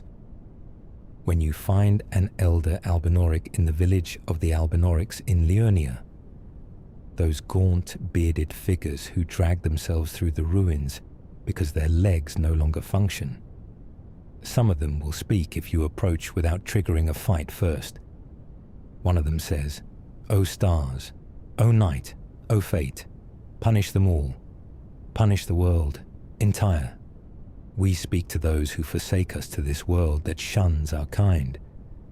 Punish every living thing." This is not the language of an animal.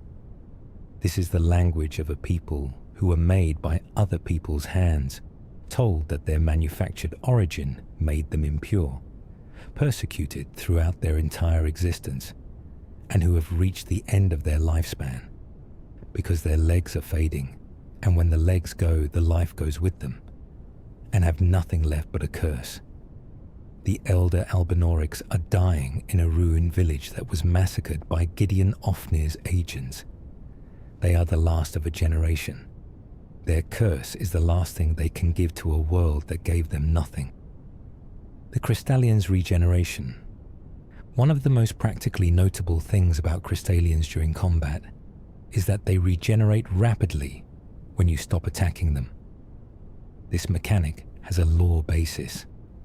Crystallians are beings of pure crystalline spirit inhabiting a crystal form. And crystal, by nature, grows. It accretes. It fills in gaps over time. A Crystallian that has been damaged is not bleeding or injured in the human sense. It is a disrupted lattice that is simply reasserting its structure. The regeneration is not healing. It is the natural physics of what a Crystallian is. This means that breaking a Crystallian requires not merely dealing enough damage, but dealing enough damage fast enough to outpace the recrystallization rate. Blunt damage is effective because it shatters rather than cuts. Shattered crystal cannot as easily reassert its lattice as cut crystal. The Crystallians in the Academy, Crystal Cave, and the Celia Crystal Tunnel inhabit spaces where natural crystal formations grow enormous over time. In a very literal sense, the Crystallian is a crystal formation that has been shaped by a spirit into a person form. You are not killing it when you defeat it, you are breaking its shape. The Skeletal Militiaman's endless return. The skeletal militiamen found in the Limgrave catacombs and beyond have a mechanic that most players discover through frustrating trial and error. Unless you strike them a second time while they are crumbling on the ground, they will resurrect themselves. This mechanic is the game's mechanical expression of a theological problem. These skeletons are the dead who cannot return to the Erdtree's cycle. People who died during or after the period when the rune of death was stolen and destined death leaked back into the world. Without proper death, they cannot be processed through the catacomb system into the Erdtree's roots. They are stuck. The Erdtree burial watchdogs who are meant to process them are ancient and battered. The imps cannot do what the system was designed to do. The skeletons just lie there and get up again, indefinitely, because the mechanism by which they should be allowed to truly die and return to the cycle has broken. Your second strike, the one that kills them permanently, is you performing a function the system should have handled automatically. The Runebear's stolen grace. The Runebears, those enormous bears found throughout Limgrave, the Weeping Peninsula, and beyond, distinguished by the luminous golden runes and markings that cover their fur, are, according to lore, bears who have received the grace of the Erdtree. This raises an immediate and uncomfortable question about how a bear came to be blessed with the golden grace normally associated with people chosen by the greater will. The answer, one reading suggests, is that in a world where the Golden Order has broken down and grace is no longer being distributed in any organized fashion, it has begun appearing in unexpected places, including in the animals of the wild. A Runebear is not a trained or summoned creature. It is an animal that was in the right place at the right time when grace spilled into the world without a proper recipient, and it absorbed that grace along with the rune energy attached to it. Its attacks carry a golden charged quality. When a Runebear kills you, it feels less like a bear attacking and more like the universe delivering a message through a very large, very angry vessel. The Onyx Lord's cosmic dread. The Onyx Lords, those floating dark-robed figures with enormous stone hands who drop meteors and fling gravity magic, are found in specific meaningful locations: the ruin-strewn precipice above Liurnia's north coast and the capital outskirts near Lindell. Their gravity magic and their association with falling stones connects them to the same cosmic tradition as the falling star beasts, beings associated with the power of things falling from the heavens. But the Onyx Lords appear to be humanoid, suggesting they were people who mastered this cosmic force, rather than creatures that arrived with it. Item descriptions connect their power to a period before the Golden Order imposed its dominant magical taxonomy, a time when gravity, sorcery, and the power of stars and falling things was a recognized and practiced discipline outside the control of any one institution. The Onyx Lord in the ruin-strewn precipice stands at the summit of a massive canyon carved, one imagines, by exactly the kind of massive gravitational event it can summon. It is standing inside the proof of its own power. The Omen's forbidden body. Omens are people born with horns and animalistic features. Curved horns from their brow, sometimes scales or other bestial traits. In the world of the Golden Order, this is considered a sign of impurity, a mark of the Crucible's lingering influence in defiance of the clean taxonomy that the Golden Order imposed on life. Omen Bairn, the craftable item associated with omens, describes the horror of an omen child's birth and the widespread panic it causes. Parents reportedly abandoned or killed their omen children. The institutionalized response was the creation of the Omen Killers. Morgoth, one of Elden Ring's most significant bosses, is an omen who lived his entire life in the sewers beneath Leyndell, while simultaneously disguising himself as Margit, the fell omen, and covertly defending the capital from those he deemed unworthy, protecting the throne of a god who condemned him to darkness from birth. The omen enemies you fight in the subterranean shunning grounds beneath Leyndell are, in many cases, people who were put there, thrown away, hidden from sight, not because they were evil, but because they were born with the wrong features. The Golem Archer's impossible aim. The stone golems found guarding the altar's plateau, particularly the ones positioned near the grand lift of Dectus, with enormous stone bows, can fire arrows that track your position across enormous distances with unsettling accuracy. These are constructs, not living creatures, and they don't possess the capacity for independent judgment. They were aimed once, at the moment of their creation, at the road they were meant to guard, and they have been firing at anything that crosses that road ever since. The stone arrows they fire are not truly arrows in the material sense. They are projectiles of compressed stone, each one described in item descriptions as carrying the weight of the golem's entire construction purpose. A golem archer positioned near a major lift or road is not guarding that specific lift. It is guarding the idea of a boundary, the line between the region below and the region above, that the Golden Order marked with these constructs to regulate passage. When you are hit by a golem arrow, you are being told you crossed a boundary you were not supposed to cross. The Valiant Gargoyle's Paired Grief, the Valiant Gargoyle duo boss in the Siofra River Aqueduct, those black stone guardian statues that animate and attack you in a two-stage fight, is specifically notable because the second gargoyle only appears part-way through the fight, emerging from the cascade of water at the aqueduct's edge. This timing is not mechanical pacing, it is narrative. The valiant gargoyles are described as gatekeepers, constructs that guard the passage between the above-ground world and the deep below, between the living world and the realm of the dead that runs beneath it. The aqueduct they guard connects the underground Siofra River to the deep-root depths, the domain of fear, who is attempting to offer the dead a proper resting place. Getting past the gargoyles is the price of admission to that domain. The fact that the second one emerges from the water at the midpoint of the fight, rising from the flow of the river that these creatures are meant to guard, means the moment when you are most vulnerable, most committed to the fight, is exactly when the boundary reasserts its second line of defense. The passage between worlds does not open easily.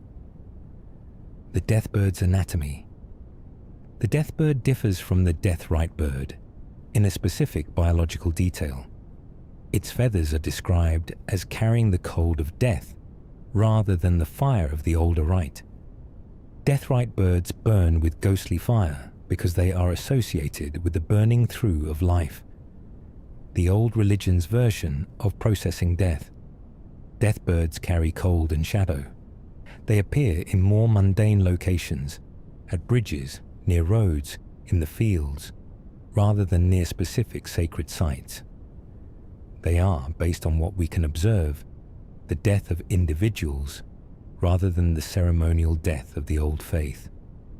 The deathbird is a carrier. It brings the death of specific people rather than the death of a cycle. When a deathbird approaches you and extends its shadow across the road, it is doing something that feels less like a monster attack and more like a visitation. The specific arrival of the thing that was always going to come for you, choosing this road on this night in this life as the moment. The albinoric wolf rider's freedom. Among the first-generation albinorics, those who have lost the use of their legs and can no longer walk, there exists a subset who have found a solution to their immobility. They ride wolves. Large, silver-furred wolves serve as mounts, carrying their albinoric riders through the environment with a speed and mobility the riders themselves could never manage. The albinoric wolf riders found in Leonia and in the consecrated snowfield are remarkable as an image because they represent an adaptation, not a magical solution but a practical partnership between a people who cannot walk and animals that move with exceptional grace. The wolf riders carry silver bows and fire silver-tinged arrows, their arcane nature channeled through their weapons in the usual albinoric fashion. What makes them emotionally resonant is the dignity of the solution. When your legs fail and the world still demands you move through it, you find an animal whose legs work and you ride. The wolves do not appear to be trained or broken in the way a horse is broken. They look chosen. They move like partners. The nomadic merchants' context. The nomadic merchants scattered throughout the lands between, sitting by fires, selling their wares, occasionally humming to themselves, are enemies if you choose to attack them. When you do, their combat style is startling.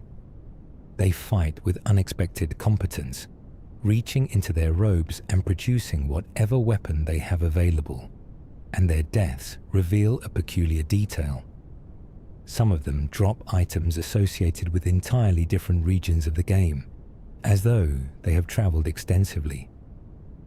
The merchants are described as the last remnants of a traveling merchant civilization that was destroyed at some point before the events of the game. They carry the bells and songs of their people, and some of their item descriptions reference a larger culture of nomadic traders who once moved freely across the lands between before the shattering made the roads unsafe. When you kill a merchant and take their bell-bearing, the small chiming device they carry, and offer it to the twin maiden husks at Round Table Hold, you are feeding the remnant of a civilization's commercial network. The bells still work. The network still receives them.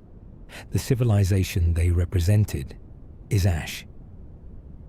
The commoner's ordinary horror. The commoners found in specific locations.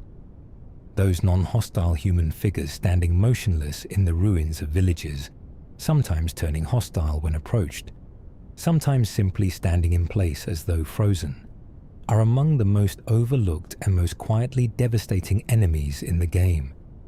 In the frenzied flame village on the Altus Plateau, the villagers have been touched by the Three Fingers madness. They stumble, they scream, they set things on fire. But in other ruined villages, in Limgrave near minor roads, commoners stand in place doing nothing, going nowhere, their eyes vacant. These are not undead in the dramatic sense. They are people who were simply abandoned by the systems that gave their lives context. The Tree's grace, the merchants' roads, the Golden Order's institutions. Without those structures, they stand. They no longer go anywhere because there is nowhere to go. They are alive in the biological sense and dead in every meaningful other sense. The most terrible enemies in a fantasy game are not always the ones that attack you the fastest. The Dragonkin Soldier of Noxtella. In the Ansel River, beneath an enormous stone chair, a cathedral-scale piece of furniture designed for a being many times human size, there is a Dragonkin Soldier. It patrols the space directly below this chair with the specific movement of a guardian assigned to a location rather than a random patrol. The chair belongs to no character in the current game. It stands empty in a cathedral-scale hall, and the Dragonkin Soldier walks its perimeter. Based on what we know of the underground cities and their connection to the Greater Will's larger cosmological project, this chair was built for a being of divine or semi-divine scale. The Dragonkin Soldier, born from gravel stone in an attempt to approximate the power of true dragons, was assigned to protect whatever sat in that chair. The being is gone. The chair is empty. The soldier continues its rounds because no one told it to stop. The most faithful servant in the underground is guarding an empty throne for a patron that has not existed since before the Erdtree grew. The Flame Knight's muted devotion. The Flame Knights, found throughout the shadow of the Erdtree, armor-clad soldiers wielding fire-imbued weapons in service to Messmer's army, carry equipment described in item text as burning with Messmer's flame, rather than the grace of gold. They are, in a theological sense, soldiers of a competing fire, not the golden warmth of the Erdtree, but the serpentine consuming fire that is Messmer's birthright and his weapon. Their devotion is to a commander who was himself abandoned by the mother who sent him to this realm.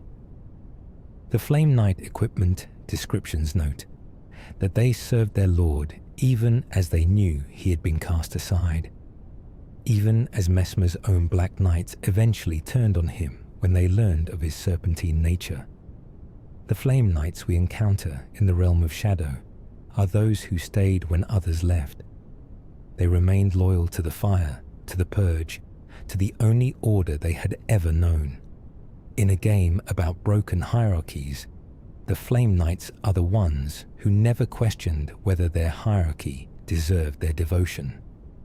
The Ghost Flame Dragon's divided nature.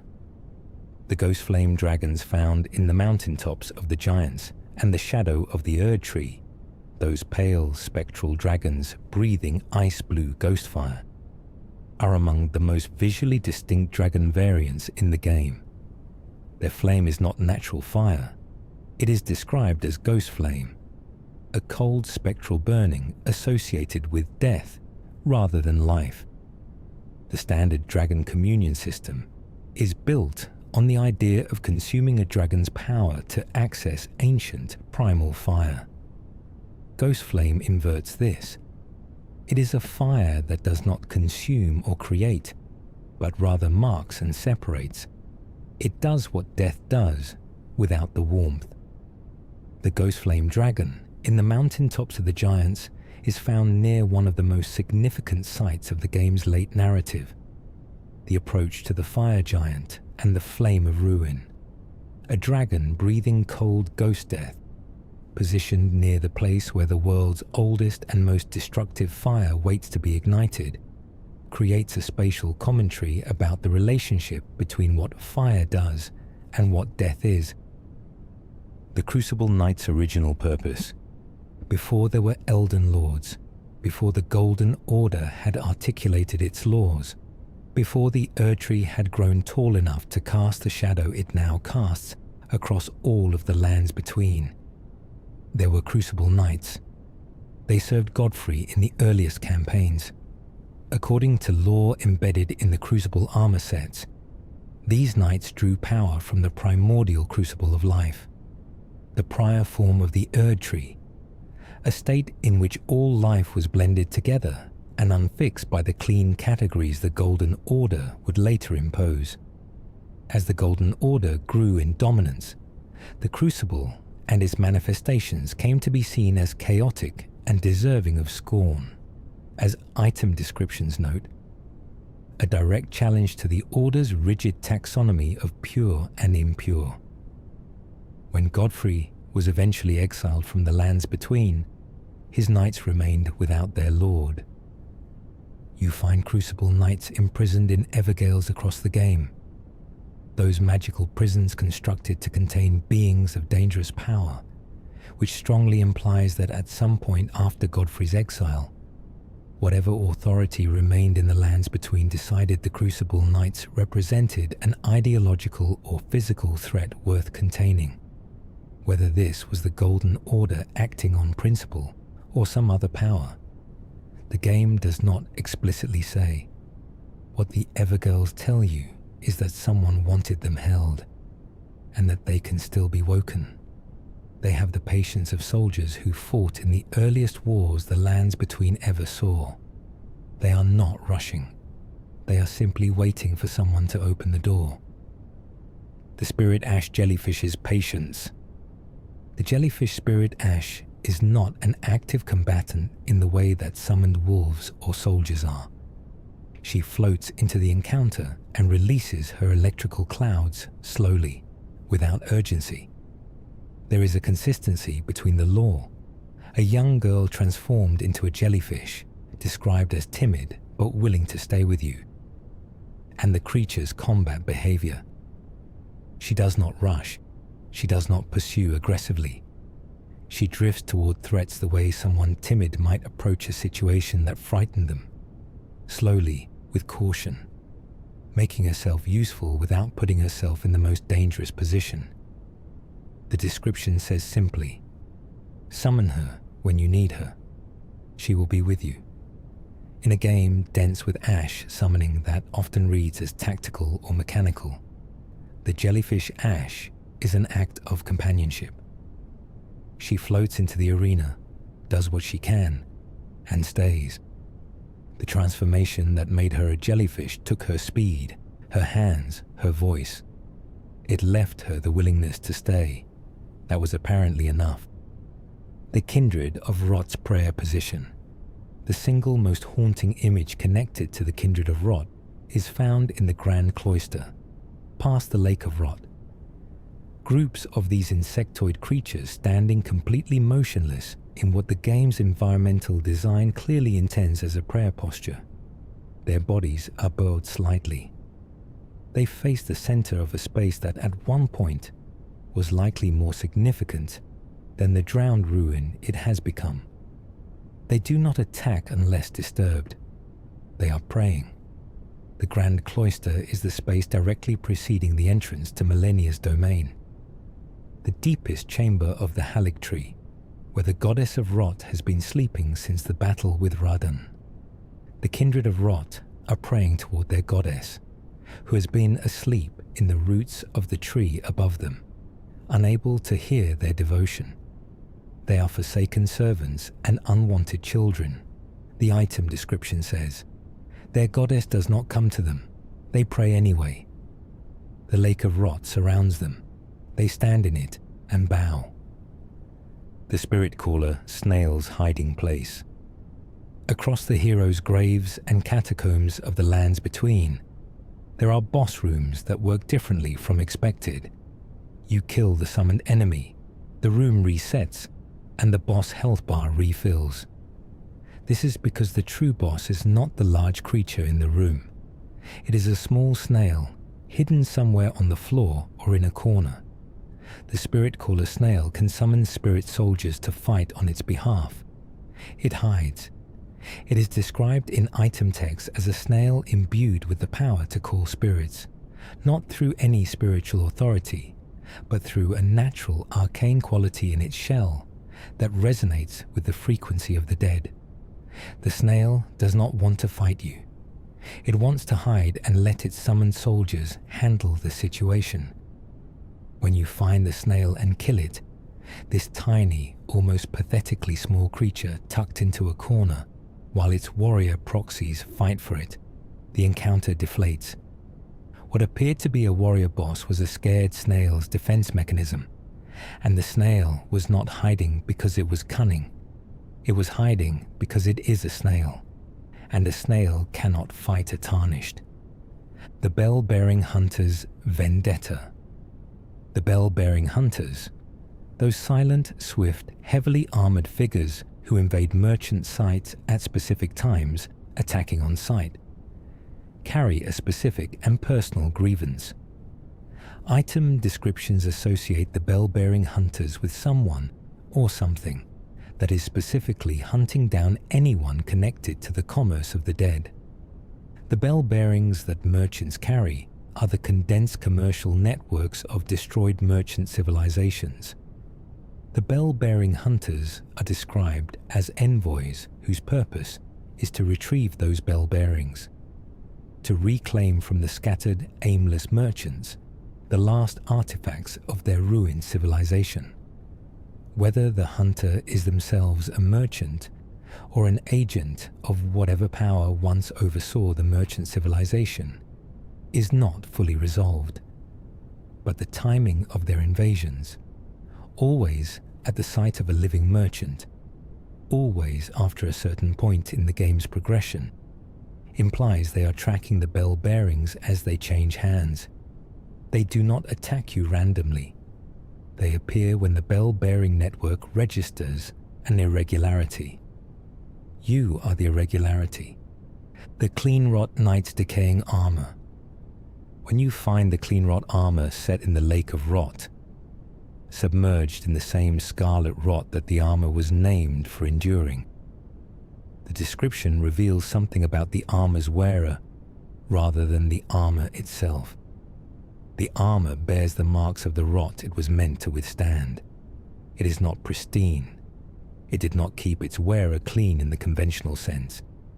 It kept them alive in the rot long enough to continue serving. The clean rot knight wearing this armor fought in the lake of rot, which is one of the most inhospitable environments in the entire game. A flat expanse of liquid scarlet rot that slowly destroys anything immersed in it. A clean rot knight in the lake of rot is doing something that should be impossible, enduring an environment that would kill anything not made for it, sustained by devotion to millennia and by armor that was built to withstand exactly this. They are still there, standing in the rot, moving through it, attacking any tarnished who crosses their path. Their armor is no longer clean. Their devotion is. The stone turtle's gift. The large stone turtles found throughout the lands between.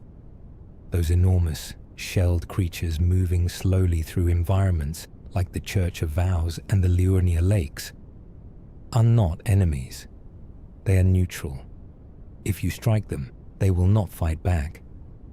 They move with a patient, unhurried quality that seems to belong to a different time from everything else in the game. The Church of Vows, where one of the largest turtles resides, is described as a place of oaths and sacred promises, where the vows that bind Carian knights and others to their lords were made. The turtle at this site is described as a guardian of that sacred space, but a passive one. It does not defend by fighting.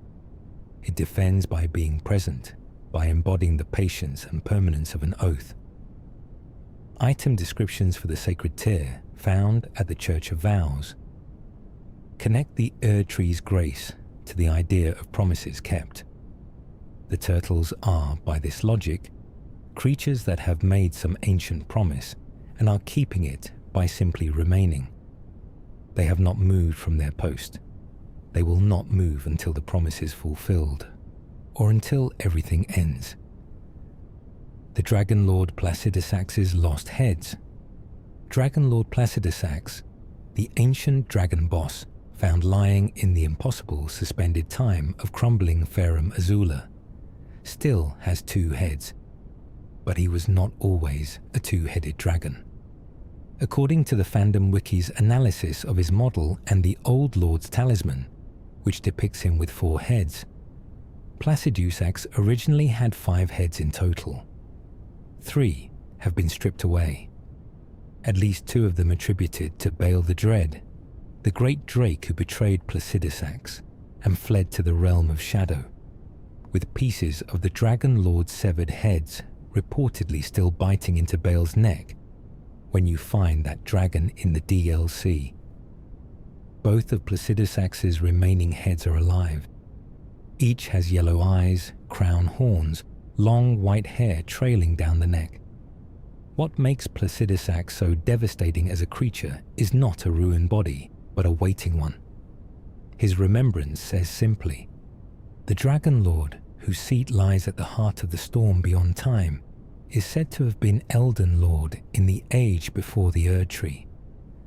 Once his god was fled, the Lord continued to await its return.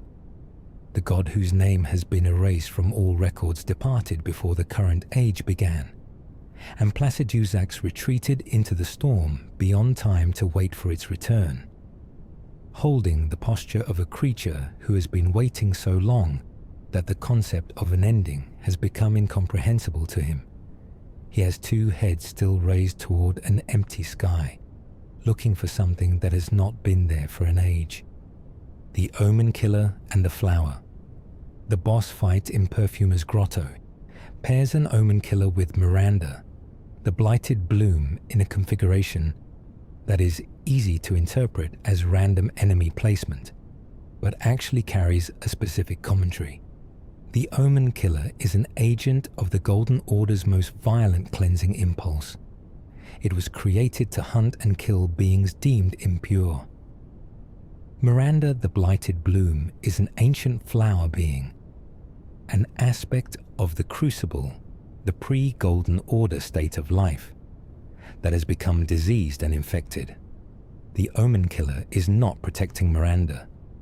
It is guarding the grotto against intruders, as it was made to do. But the image of the Golden Order's executioner standing beside a diseased representation of the primordial life force it was built to suppress creates a tableau. The Omen Killer guards what it was told to guard. The flower it guards is the embodiment of everything the Golden Order's ideology was designed to control and eventually replace. In the end, what the Omen Killer protects is not purity. It is a sick plant. The grafted scion and the crown. Among all the body parts visible in the construction of a grafted scion, there is one consistent feature that every scene shares: a small crown worn on the young androgynous face at the center of the mass of grafted limbs. It is always there. The crown does not serve any armored function. It is a piece of jewelry from the aristocratic world, the kind of thing a person of noble birth would wear. It is the last legible sign of what the scion was before the grafting. A child of the golden lineage, born with claim to divine ancestry, who found that claim insufficient against the reality of their diminished power in the post-shattering world. They chose to graft. They chose to take the limbs of others and bind them to their own body in pursuit of the power their blood no longer reliably provided. And they kept the crown. Among all the arms, the cloak, the spider-like movement, the screaming, the crown remained. Not as a symbol of what they achieved through the grafting, as a symbol of what they believed they deserved before it. The putrid tree spirit's corruption. The putrid tree spirits found in Caelid, the rot variant of the ulcerated tree spirit, are visually identical to their golden counterparts, except that they drip with scarlet rot, and their golden flesh has taken on the discolored, mottled appearance of something infected. What makes them conceptually interesting is what their existence implies about the minor Erd trees in Caelid.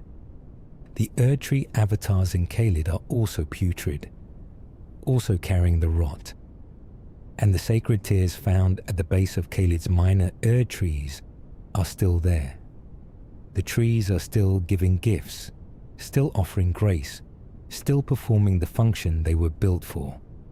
They are doing it while infected. The grace they offer has been touched by rot. This is not the tree refusing to function in the blighted region. It is the tree continuing to function despite what has happened to it, the way a person with a fever still keeps their heart beating. The rot is not the tree's choice. It is what happened to it, and it still tries. The ancestral followers in the Blood Palace. In Mogwin Palace, that vast underground space flooded with blood, lit by ghostly red light, populated by the pale corpses of birds and the frog-like figures of sanguine albinorics. There are also ancestral followers. Their presence here is jarring. The palace is Mog's domain, saturated with the influence of the formless mother, the outer god of blood. The ancestral followers belong to an entirely different theological tradition. They worship the deer spirits of the Siofra River, the principle of life from death, a pre-Erdtree cosmology. What they are doing in a blood palace is a question the game does not answer directly. Based on what we can observe, the most coherent reading is that the ancestral followers were drawn here by the same logic that guides their faith. They follow where life manifests, and the blood of the formless mother is, in its own terrible way, teeming with vitality. They came to where the most intense version of their principle was being expressed, not understanding that the life here is not the same kind of life their God promised. The abductor virgin's purpose. The abductor virgins, those enormous Iron Maiden-like constructs that lurch and spin through Raya Lucaria and are found at the base of the Academy's water wheel, are described in lore as automatons affiliated with Volcano Manor, and originally designed to capture and transpose victims for interrogation. They are not guards in the conventional sense. They are collection mechanisms, constructs built with closing arms, serpentine interior tendrils, and transpositional powers to capture people and transport them, alive inside the machine, to the manor for Rykard's purposes. Their name carries a dark irony. They appear to be in a posture of supplication, their arms spread wide, their bodies forward tilting, mimicking an embrace. The embrace closes around you if you are not careful. At the base of the Raya Lucaria water wheel, one abductor virgin waits, one of the few still retaining its transpositional powers fully intact according to item descriptions. If it kills you with its grab, the transposition triggers and you wake up in a hidden area of Volcano Manor. The death is also a delivery. The machine transported you exactly where it was built to take people. You arrived as cargo. Most of the abductor virgins you encounter across the lands between have lost their transpositional powers, but they still attempt to fulfill their original directive if approached, opening their chest cavity and reaching out with those tendrils, because that is what they were built to do, and they have not received an instruction to stop. The Crystallian Trio's silent coordination. In the Celia Crystal Tunnel in Telid, there is a boss room containing 3 Crystallians, a spear variant, a ring blade variant, and a staff variant, all fighting simultaneously. The 3 variants are built from different crystal structures. The spear, Crystallian, grows its weapon as a sharp thrusting formation. The ring blade variant produces a disc. The staff variant carries a crystalline focus for casting. What this combination reveals is that Crystallians are not all the same kind of being wearing different equipment. They are different species of crystal formation inhabited by different kinds of spirit. The spear, the blade, and the staff are not chosen. They are grown. The spirit inside chose, or was drawn to, a specific crystal geometry, and that geometry became its weapon. When 3 of them coordinate in a small room, the coordination is not strategic in a conscious sense. It is resonance. Three crystal beings in close proximity vibrating at the same frequency, which in combat reads as flanking and encirclement. They are not working together. They are simply all responding to the same vibration. The Godskin Nobles' skin and service. The Godskin Nobles, those rotund black and white robed figures who roll across the ground and extend their necks to ludicrous lengths, are described as the most ancient of the apostles who served the gloam-eyed queen, an Empyrean chosen by the two fingers and devoted to destined death. Like the apostles, they wear robes sewn together from patches of soft skin, the skin of gods and demigods, harvested through the god-slaying black flame they wielded. Their fat, round shape is distinct from the lanky apostles. This may reflect what happens when the divine skin of a specifically broad or heavy-set divine being is worn over a human form. The skin's physicality becoming the wearer's physicality.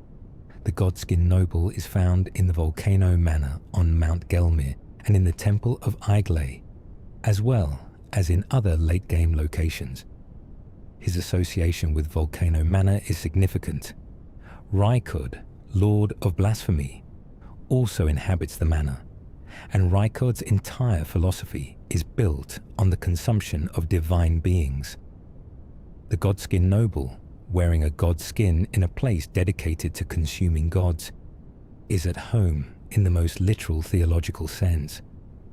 Their crusade ended when the gloam-eyed queen was defeated by Malekith, who sealed away the rune of death, stripping the black flame of its true god-killing power. The nobles and apostles scattered, but they did not stop wearing what they had already taken. The Tibia Mariner's vessel.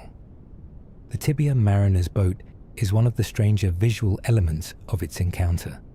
The boat sits on dry ground. It moves over stone and earth as though rowing through still water. The mariner does not appear to notice that it is not on a river or lake. It rows with the same steady motion regardless of what surface it floats above. This detail, combined with the mariner's spectral nature, suggests that it exists in a different spatial reality than the ground below it. It occupies the space where water once was, or the space where the dead are supposed to flow on their journey to the Tree's roots. The catacomb passages, the heroes' graves, the ruins near burial sites. These are all spaces that were once traversed by the processed dead on their way to rebirth.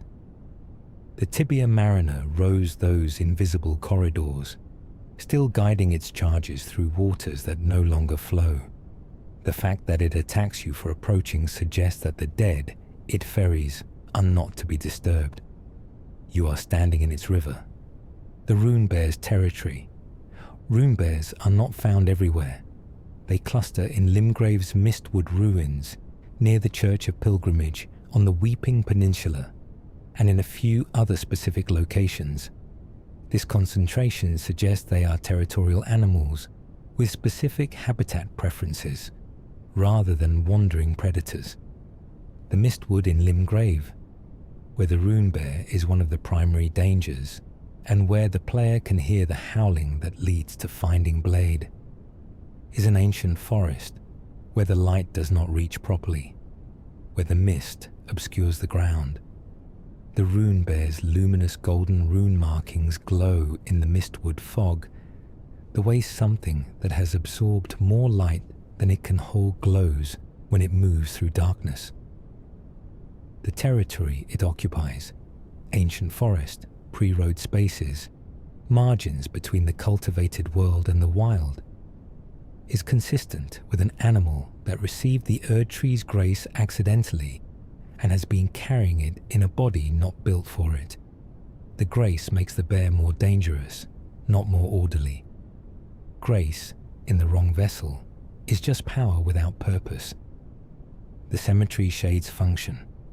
The Cemetery Shade, bosses found in the catacombs across the lands between, those fast, shadow-bodied figures who wield the mantis blade and teleport with unnerving speed, are described as shades that inhabit the catacombs and attack anyone who disturbs the dead. They are not undead in the usual sense.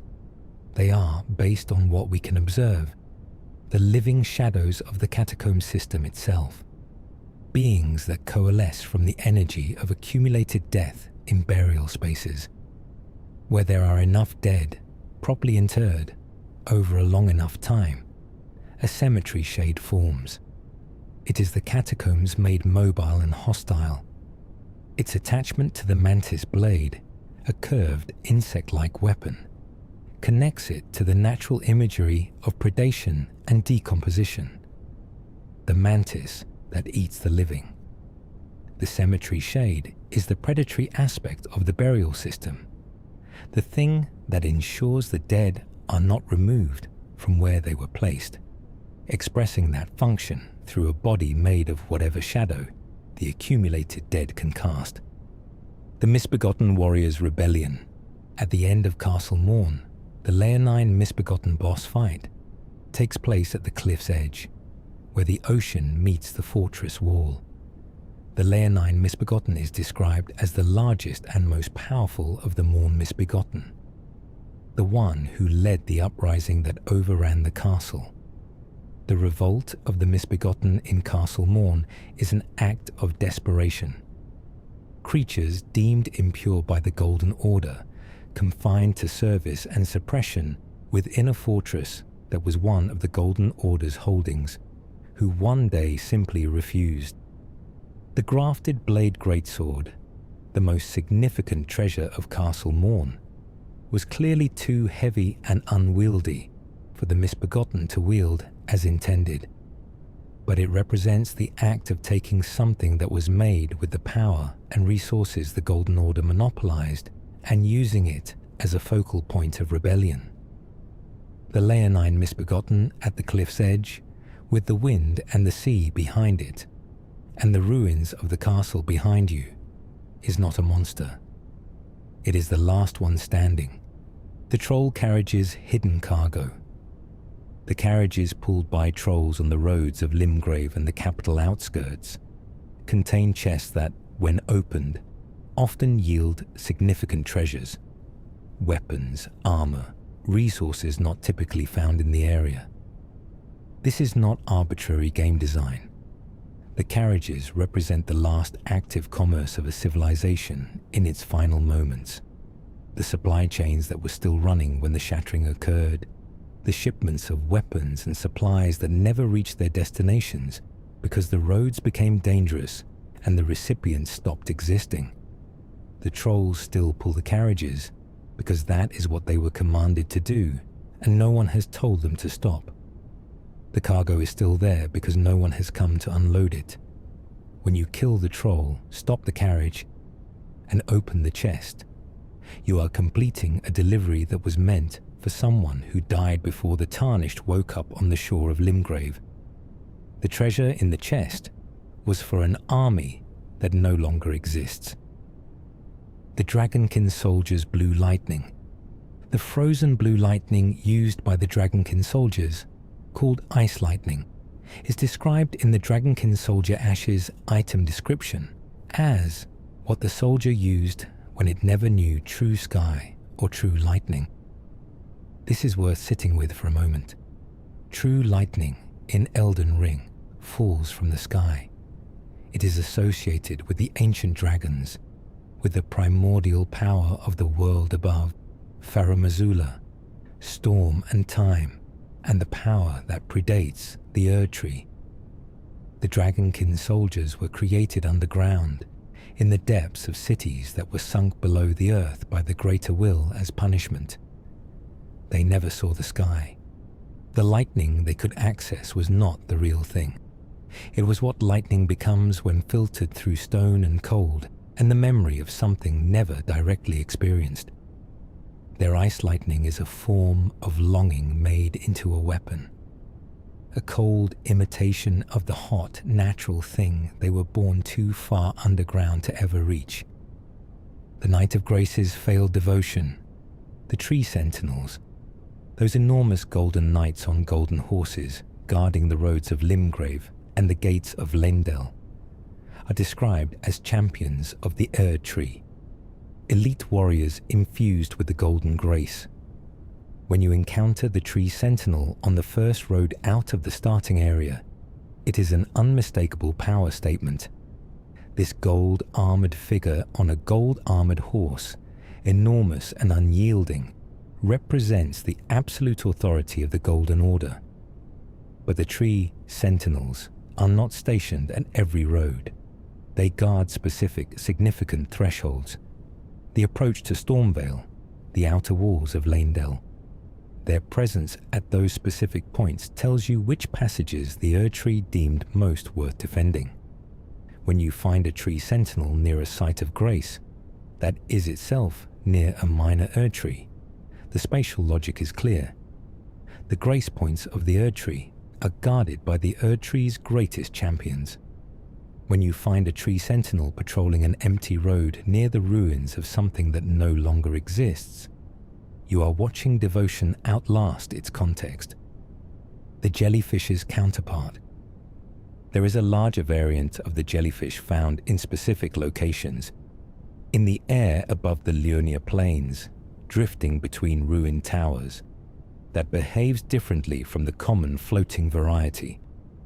The giant jellyfish drift higher, move more slowly, and occasionally release a trailing shimmer of electricity. They are not hostile. They cannot be interacted with in a meaningful way. They are simply present in the air, unreachable. The image of enormous jellyfish floating over the ruins of a lake region that was once a great intellectual and magical civilization carries a specific weight. Liurnia was the seat of the Corian royalty and the Raya Lucaria Academy, the grandest centers of sorcery in the lands between. The war between Radan and the Academy's allies reduced much of it to ruins and flooding. The jellyfish that drift above the ruins do not notice the ruins. They float through the air of a ruined civilization the same way they would float through the air of a living one. They have no context for what was lost. They are just there, as they always were. The Royal Revenant's body logic. The Royal Revenants found in the Liurnia region. Those multi-armed, teleporting, poison-inflicting creatures that attack with a frantic, multi-directional violence are described in lore as people who rejected the Erd Tree's cycle in a specific way. They accumulated too much life, too many limbs, too many contradictory desires to continue in a single direction. They are distinguished from the standard revenants by their association with royalty, specifically with the remnants of royalty in Liurnia, the Carian dynasty whose seat of power was shattered by Radan. The royal revenant encountered in the Witchbane ruins, where Melina can be found bound in chains in certain questline states, occupies a space that was once significant to the Carian household. A royal revenant in a Carian ruin is, based on what we know, a noble of the Carian line who refused to accept death after the dynasty's fall and became this: all arms, no direction, no dignity. The poison it inflicts is not a weapon. It is what spills out of someone who has been holding too much for too long. The Cleanrot Knight's last stand. In the Elfale, brace of the Halig Tree, the outermost layer of Miquella's Halig Tree, built as a series of terraces and bridges hanging in the canopy of the enormous tree. Cleanrot Knights are still on patrol. They stand at key junctions, guard doorways, patrol the bridges. The Halig Tree is dead or dying. The rot has spread through it. Millennia is sleeping deep within its roots. The Albinaurics and Misbegotten, who sought sanctuary here, have been consumed by the rot or killed. And the Cleanrot Knights are still at their posts, still maintaining the perimeter of a sanctuary that has long since ceased to function as one.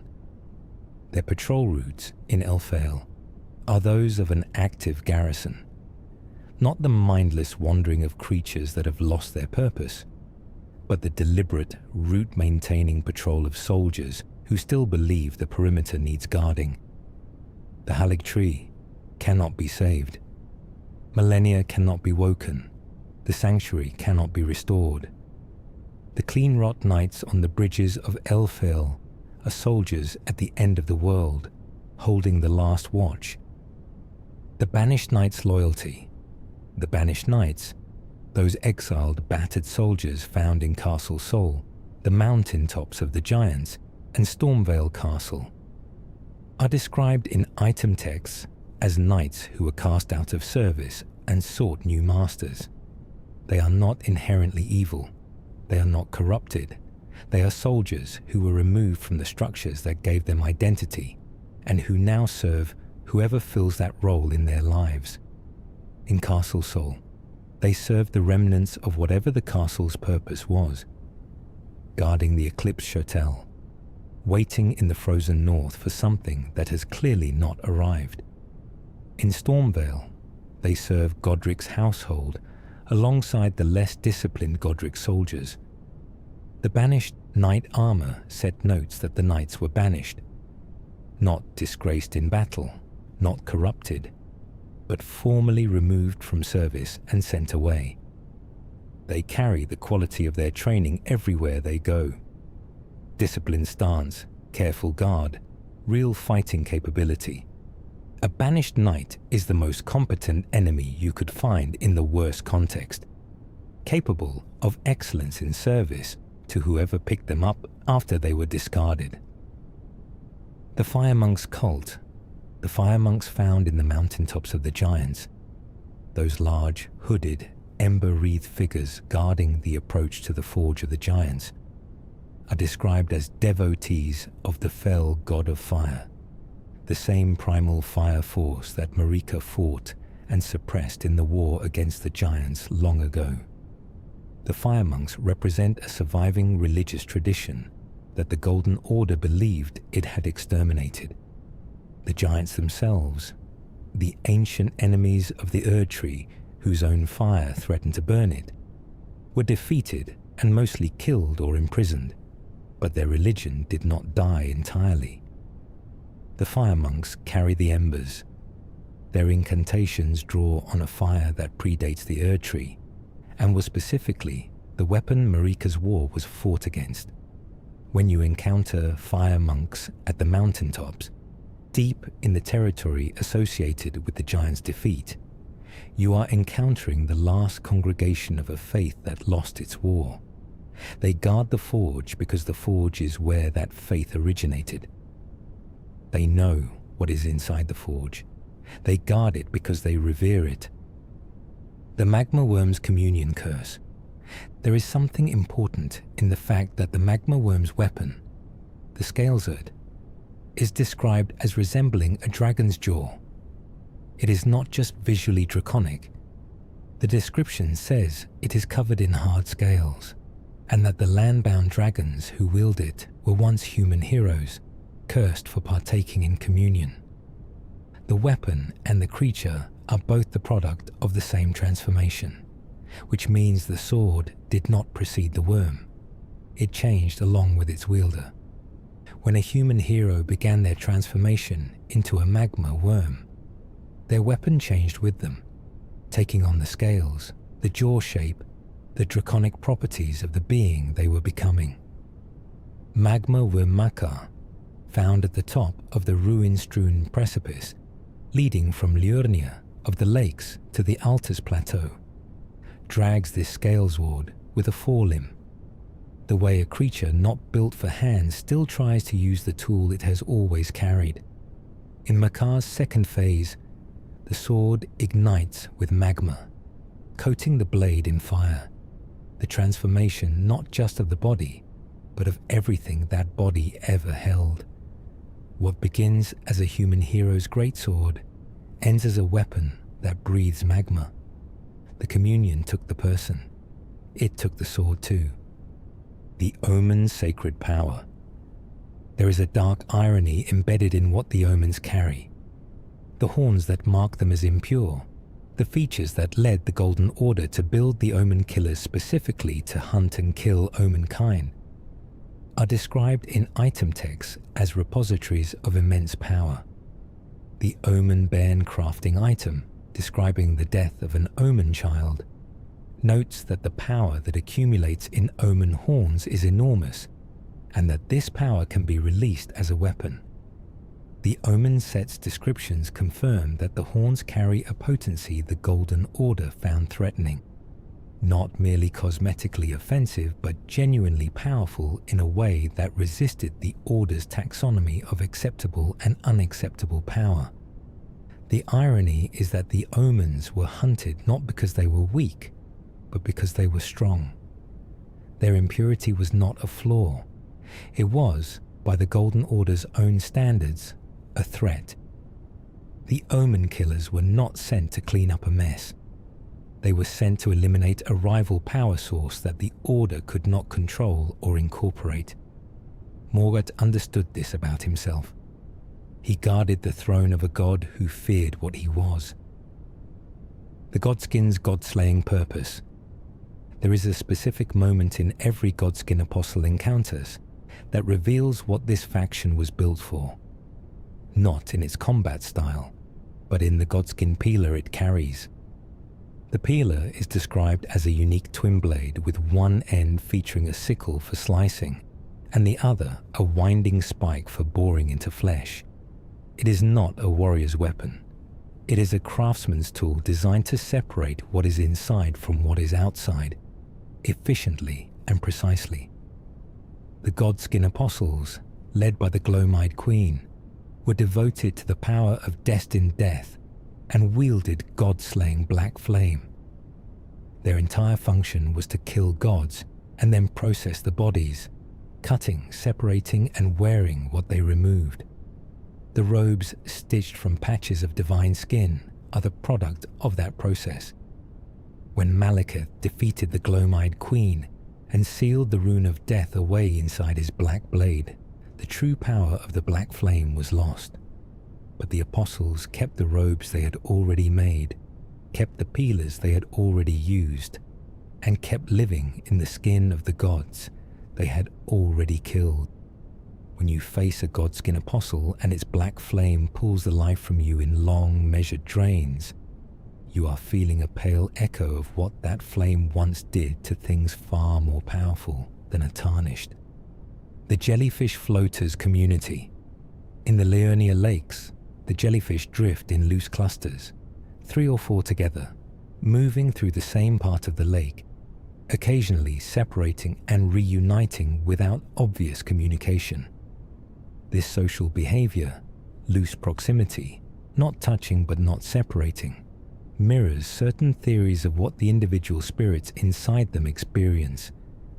If each jellyfish hosts a transformed person, as the jellyfish ashes lore implies is at least possible, then the clusters may be people maintaining proximity to others they knew, or to others they found in their new form. The jellyfish cannot speak to each other. They cannot confirm recognition, but they stay in the same area, drifting together.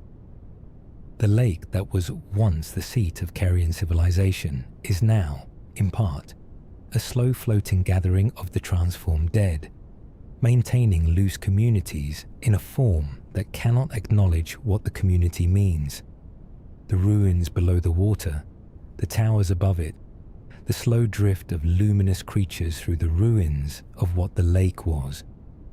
These are all part of the same image of a civilization that has become something else and doesn't fully know it. The Deathrite bird's flame.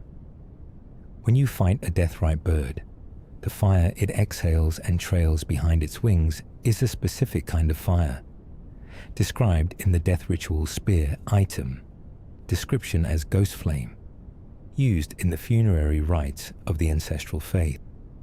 This is not the same fire as the Erd tree's golden grace or the destructive fire of the fire giants. It is the fire specifically used to process death in the old religious tradition, to transform the dead into a form that could feed the cycle of life from death. The death-right bird is not a predator. It is an officiant. The ghost flame it carries is the sacred tool of its function, adapted over the ages into weaponized form when the tradition it served was suppressed and the bird could no longer perform funerary rites in peace. Every time you fight a death-right bird, you are fighting a priest that has been forced by circumstance to weaponize its sacred tools. The ghost flame that damages you was never meant to be used this way. The finger creeper's fire weakness. The finger creeper's most notable mechanical weakness. They are dramatically susceptible to fire damage, causing them to roll and thrash violently when lit. Has a lore basis more interesting than simple elemental opposites. The fingers are, as established, corrupt children of Mater, mother of fingers. They are beings of arcane mimicry, of binding and grasping. Fire is the element of consumption, of the Erd Tree's grace, of the purity that the Golden Order insisted upon. The fingers represent what happens when the channels of divine communication become corrupted, when the fingers that were supposed to point the way instead grab and crush. Fire is the corrective element, the same fire that purifies, that burns away the impure, that the Erd Tree uses to process and recycle. When you set a finger creeper on fire and it rolls across the floor of Carrier Manor in a panic, it is responding not just to pain but to the specific quality of a force that is antithetical to what it is. It thrashes because it is burning, and it burns because that is what should have happened to an act of ancient blasphemy a very long time ago. The regal ancestor spirit and torrent. One of the most persistent and carefully reasoned community theories in Elden Ring is that torrent, your spectral horse, the mount given to you by Melina, is connected to the ancestor spirits of the Siofra River. The reasoning draws on multiple sources. Torrent's emaciated, deer-like silhouette when seen at certain angles, the way he moves with the same energy as the ancestor spirits, and the description of the ancestral spirit's behavior, that life sprouts from death as from birth, which mirrors the way Torrent manifests from nothing when summoned. Melina says she is the child of the Erd Tree and of a destined death. She is a being born from the intersection of the Erd Tree and the moment the rune of death was stolen. If Torrent is a juvenile ancestor spirit, a being of the older faith, the faith that exists beyond the purview of the Erd Tree, then Melina giving you Torrent is a more complicated act than it first appears. She is giving you a creature that represents the theological alternative to everything the Erd Tree stands for. You ride the old faith into the new world. The Blackblade Kindred's post. The two Blackblade Kindred, those enormous gargoyle-like constructs wielding bronze weapons mended with blackened corpse wax, are stationed at two specific symbolic locations: the Bestial Sanctum in the Dragon Barrow and the Forbidden Lands near the Grand Lift of Rold, which is the passage leading to the mountaintops of the Giants. Both locations are connected to Malekith. The Bestial Sanctum is where Malekith's beast clergyman form resides, and the Forbidden Lands guard the approach to the mountaintops where the Forge of the Giants, and ultimately the path to Faramazula, can be reached. The Blackblade Kindred are Malekith's gatekeepers, described in item text as living gargoyles who serve the Black Blade. They are positioned at the entrances to his territory and the paths that lead toward the rune of death he was tasked to protect. Their weapons carry the power of the rune of death, attacks that drain life itself, not merely health. When you fight a Blackblade Kindred, you are fighting a construct built to protect the most powerful sealed secret in the lands between. It does not ask why you are here, it simply does what it was made to do. The giant skeleton's source. The giant skeletons that emerge from the ground when the Tibia Mariner plays its bone horn. or when certain large albinorics blow into their club horns in Mogwin Palace, are not independent creatures. They are summons. Spirits attached to the bones of specific dead giants, called back into partial animation by the specific vibration of the summon. The tibia mariner's instrument is the tibia of a large creature, and the resonance it produces matches the resonance of these giant dead.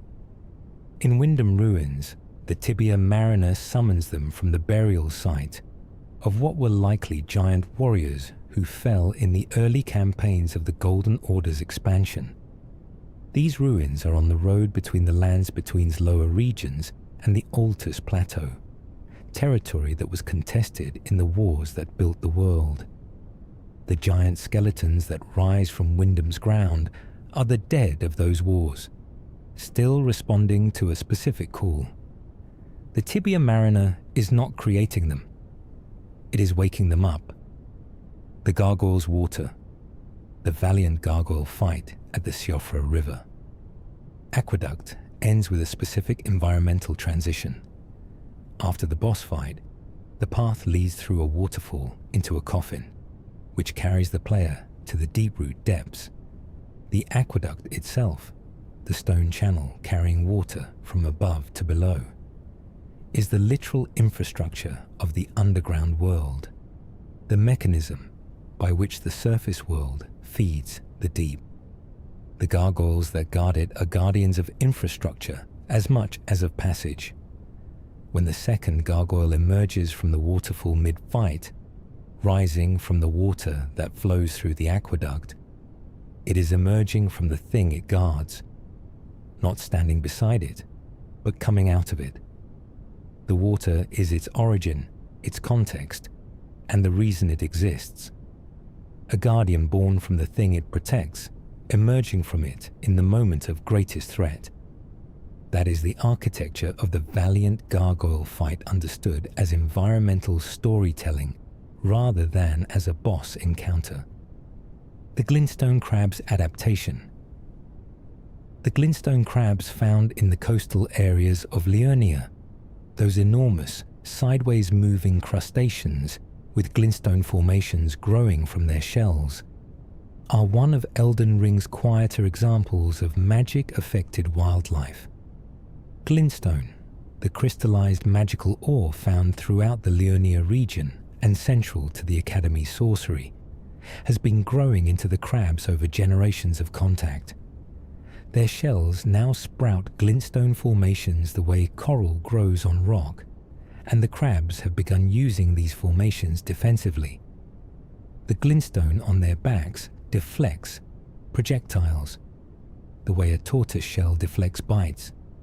They are not magical creatures by origin. They are coastal wildlife that lives in an environment saturated with a specific magical mineral, and the mineral has become part of them. The glintstone crab is the game's most literal example of environmental magic. Not a creature born of sorcery, but one remade by proximity to it, still doing what crabs do, just doing it with a sorcerer's ore in its shell. The perfumer's craft.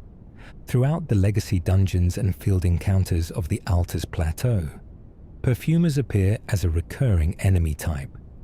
Robed, masked figures who hurl aromatic ceramic pots filled with fire, rot, poison, or healing vapor.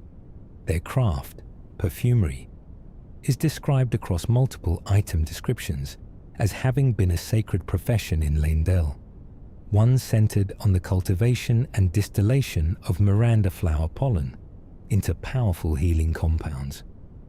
The depraved perfumers represent the decay of that tradition into weaponized form.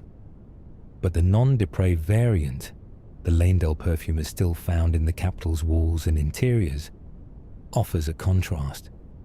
These are practitioners of the original craft, still serving in the function they were trained for, still deploying their aromatics as a form of support and protection rather than offense.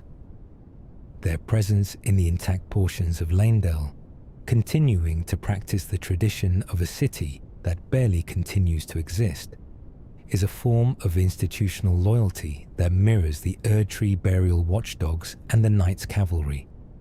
The habit of a purpose, maintained past the point where the purpose has meaning. The flame chariots wheel blades.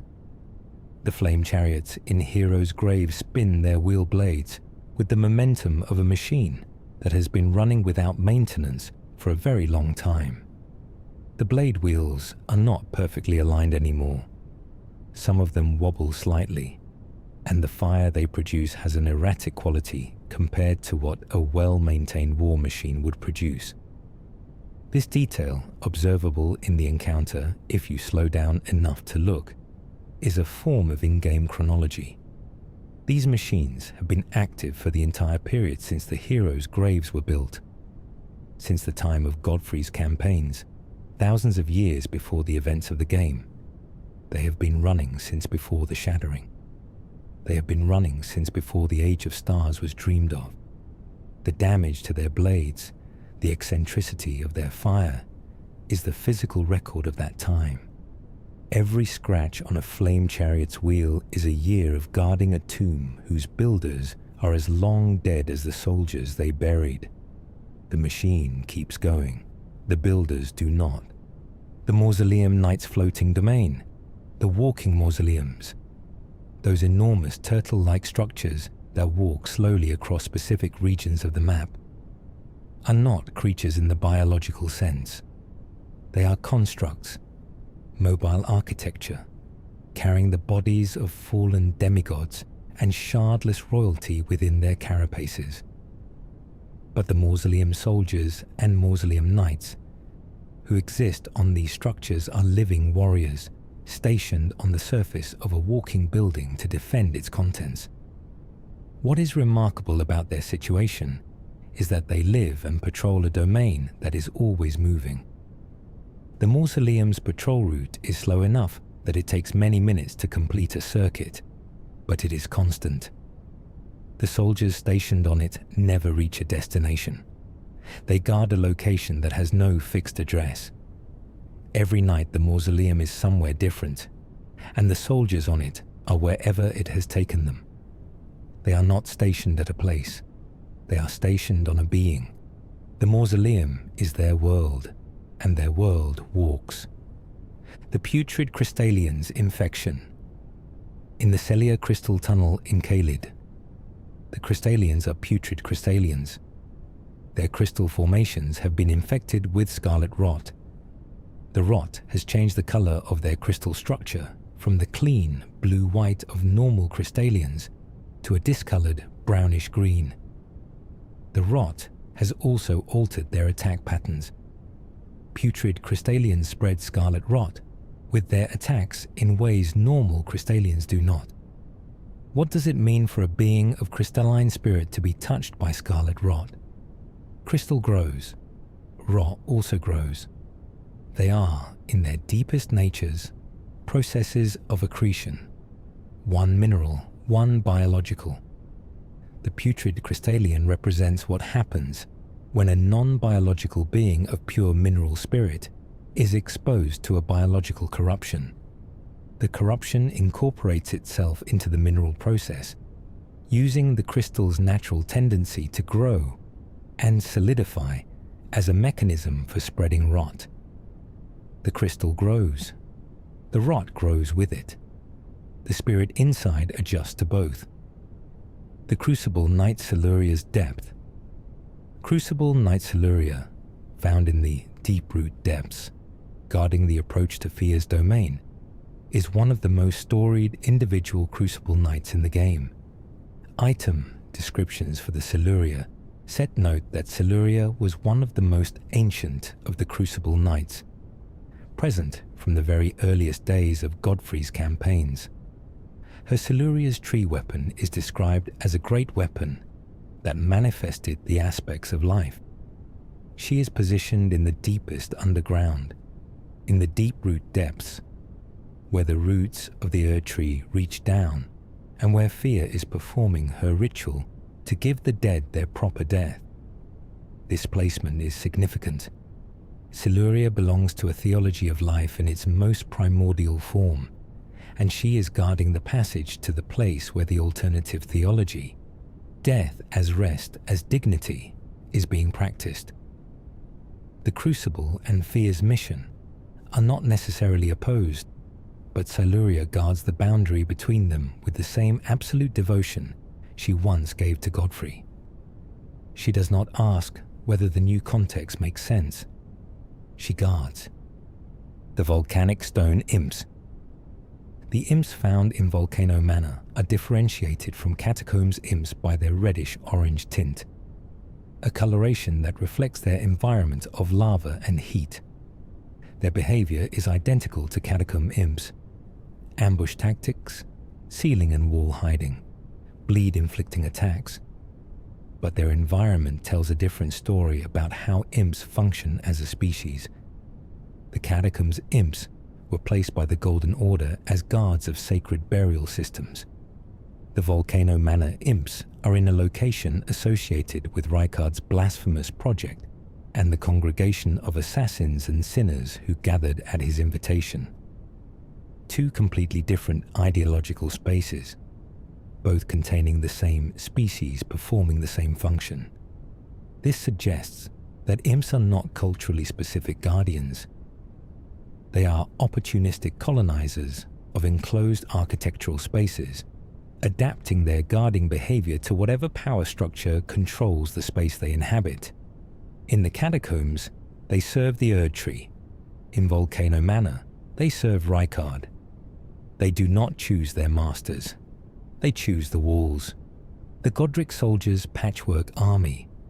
The Godric soldiers and Godric knights found throughout Stormvale Castle wear armor that, on inspection, is distinctly mismatched. Different sets of armor combined in ways that suggest the soldiers were equipped with whatever was available rather than from a unified armory. This reflects Godric himself, a minor scion of the Golden lineage who grafted limbs onto his body and onto his servants, whose power came from assembly rather than inheritance, whose army was built from what he could cobble together after the shattering dispersed the Golden Order's official forces. The Godric soldier represents the conscript army of a self-made lord. These are not the polished warriors of Godfrey's campaigns or the clean-wrought knights of Malenia's retinue. They are farmers who are armed with whatever the armory held, wearing whatever fit, ordered to hold the walls of a castle whose master's power comes from other people's body parts. They hold the walls with their mismatched armor and their irregular weapons, in service to a lord who built himself from pieces. Their army looks like him. The omens of the deep.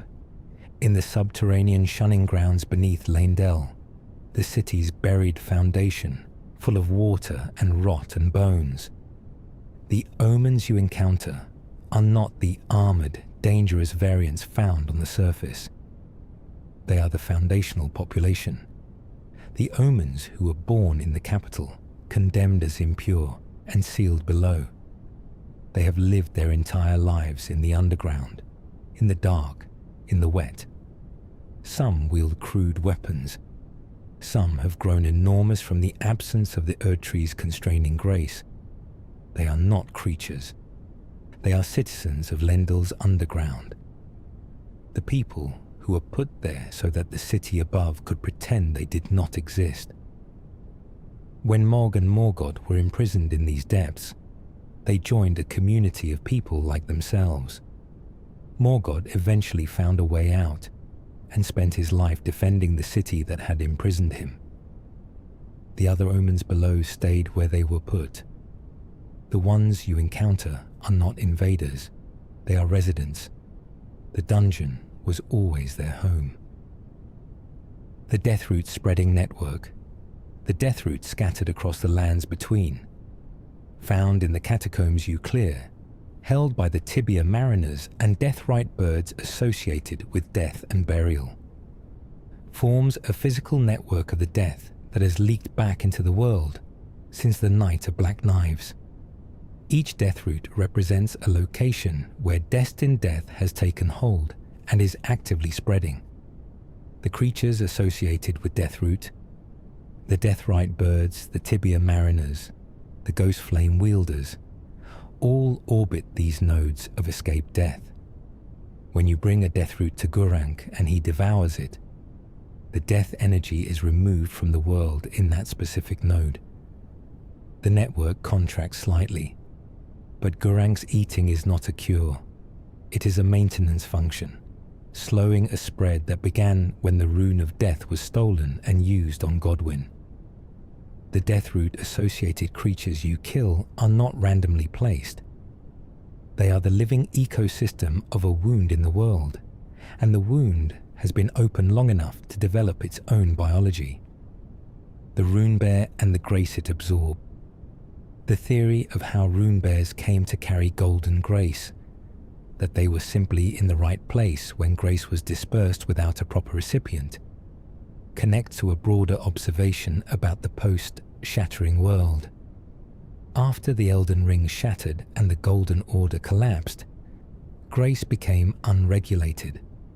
The tight hierarchy of who received grace and who did not, a hierarchy maintained by the two fingers and the Erdtree's selection, stopped functioning as a coherent system. Grace spilled into the world and attached to whatever was nearby. Rune bears are the visible result of grace attaching to wildlife. But this process almost certainly happened to other things as well: trees, stones, bodies of water. The entire landscape of the lands between is potentially saturated with grace that was meant to go somewhere and ended up everywhere instead. When you run across a rune bear in the Mistwood and it hits you with a golden charge strike that almost sends you back to the nearest site of grace, you are experiencing the consequence of a world where the mechanism for selecting who deserves power has broken and power has made its own selections. The serpent's nature in Rykard. Rykard, Lord of Blasphemy, has been consumed by a serpent, or has become a serpent, or has always been at some level a serpent. The ambiguity in this transformation is itself the point. Rykard's desire was to consume the gods themselves, to eat divinity, to build a world through endless consumption. His union with the god-devouring serpent, a primordial creature of consumption found in the volcanic depths of the Altus Plateau, is not depicted as possession or corruption, but as a kind of apotheosis. Rykard found what he was seeking, a being whose nature perfectly expressed his philosophy. The serpent's body and Rykard's consciousness became one thing, and that one thing continues pursuing the project, consuming gods, growing larger, becoming impossible to stop. The magma worms in Volcano Manor are connected to this, creatures of geological consumption in the service of a demigod of philosophical consumption. Messmer, revealed in the shadow of the Erdtree to be Marika's hidden son, also carries a serpentine nature, a family trait from a bloodline that reaches further back than the Golden Order would prefer anyone to know. The ancestral followers' weapons. The ancestral followers carry weapons made from the material of their god. Bone-carved bows, horn-decorated staves, spears decorated with antler motifs. The weapons are not merely tools. They are expressions of devotion, shaped in the image of the being they worship. A bone bow whose arrows are tipped with the same glowing quality as the ancestor spirit's horns is a weapon that says something every time it is fired. Each arrow is a small invocation. The followers cannot speak in the way a priest delivers a sermon. They communicate their theology through the objects they make and carry. When an ancestral follower in the Siofra River throws a spear at you, decorated with the antlers of the deer god it serves, you are being struck by an act of devotion. The weapon is a prayer with a pointed end. The follower fires it into anything that threatens the ritual you have interrupted. In another context, surrounded by their god's bones, performing their ceremony in the false night of the underground, The ancestral followers are not enemies. They are a congregation that you walked into. The Rotten Strays territory. The Rotten Strays, those diseased dogs with patches of raw skin and scarlet rot emanating from their wounds, are found in Caelid, patrolling the roads and ruins of a region that has been completely overtaken by rot. They are former domestic animals, dogs that were once kept by the people of Caelid. Before the scarlet rot destroyed everything, the rot did not kill them, it changed them. Their wounds do not heal. They fester with the same blight that covers the land, and their aggression has been increased by pain and the rot's corrupting influence. When you encounter a rotten stray in Caelid, you are looking at the last survivor of a domestic world, an animal that was someone's dog before the battle between Radan and Millennia reduced the region to a dead land of blight and despair. The dogs survived. Their owners did not. Their loyalty, their domesticity, their specific social attachment to human presence has been redirected by the rot into attack, because there is no human presence left to be loyal to. The most heartbreaking enemy in a region full of horrors is often the dog. The fire giant's eye. The fire giant encountered in the mountaintops of the giants, the last surviving member of the race that once threatened to burn the Erdtree to ash, has a grotesque bearded face on its front torso, not on its head. The head is the giant's own head. The face on the torso is the face of the fell god, the fire deity the giants worshipped, manifesting through its last living vessel. According to item descriptions, the fell god is said to dwell within the fire giants themselves, granting them near godlike power when called upon. The face on the torso has a single eye. The fell god is described as a one-eyed deity, and when the fire giant reaches his second phase and tears off his own leg as a sacrifice to borrow the fell god's power, it is the face on the torso that opens fully and breathes fire. The giant's own head and the god's face on his chest are two different presences occupying one body. Marika is rumored to have slain the fell god during the war against the giants, but based on what we can see in the boss fight, something of that fire deity still dwells in the chest of its last worshipper, waiting for the moment its vessel is desperate enough to ask for help. In Phase 2, that desperation arrives, and the face on the torso opens its mouth. The god is still in there. It was never fully killed. The golem's persistence. When you kill a golem and it falls, that enormous, slow collapse of stone and ancient enchantment, the ground shakes. It is one of the game's most viscerally satisfying moments of scale. But the persistence of the golems throughout the entire map, in areas where civilization has clearly long since failed, asks a specific question. What powers them? The golems are described as constructs of the Golden Order's artisans, animated by the same glintstone and golden grace that powers the rest of the Order's magical infrastructure. After the shattering, after the Erdtree's grace was interrupted and the Golden Order ceased to function as an organizing principle, most of what the Order built and enchanted should have stopped working. The sites of grace still work. The golems still work. This tells you something about the nature of the magic embedded in these constructs. It was not dependent on the Order continuing to function. It was deep enough, old enough, thoroughly enough embedded that it has continued without maintenance or renewal across the entire period of the world's collapse. The golem falling is a sound that has happened fewer and fewer times as the centuries passed. Now you are making it happen again. The Crystallian Spirit's mystery. Despite everything that item descriptions tell you about the Crystallians, that they are crystalline spirits inhabiting crystal forms, that they inhabit spaces of natural crystal growth, that their weapons are grown from their own bodies. There is a central question the game never answers. Where did the spirits come from? What were they before they became crystallians? Human spirits, trapped in crystal through some catastrophe. Beings native to the crystal formations themselves, a type of spirit that naturally inhabits mineral spaces the way other spirits inhabit water or fire. The game's silence on this question is based on what From Software has done with lore in Elden Ring and the Souls games. Intentional.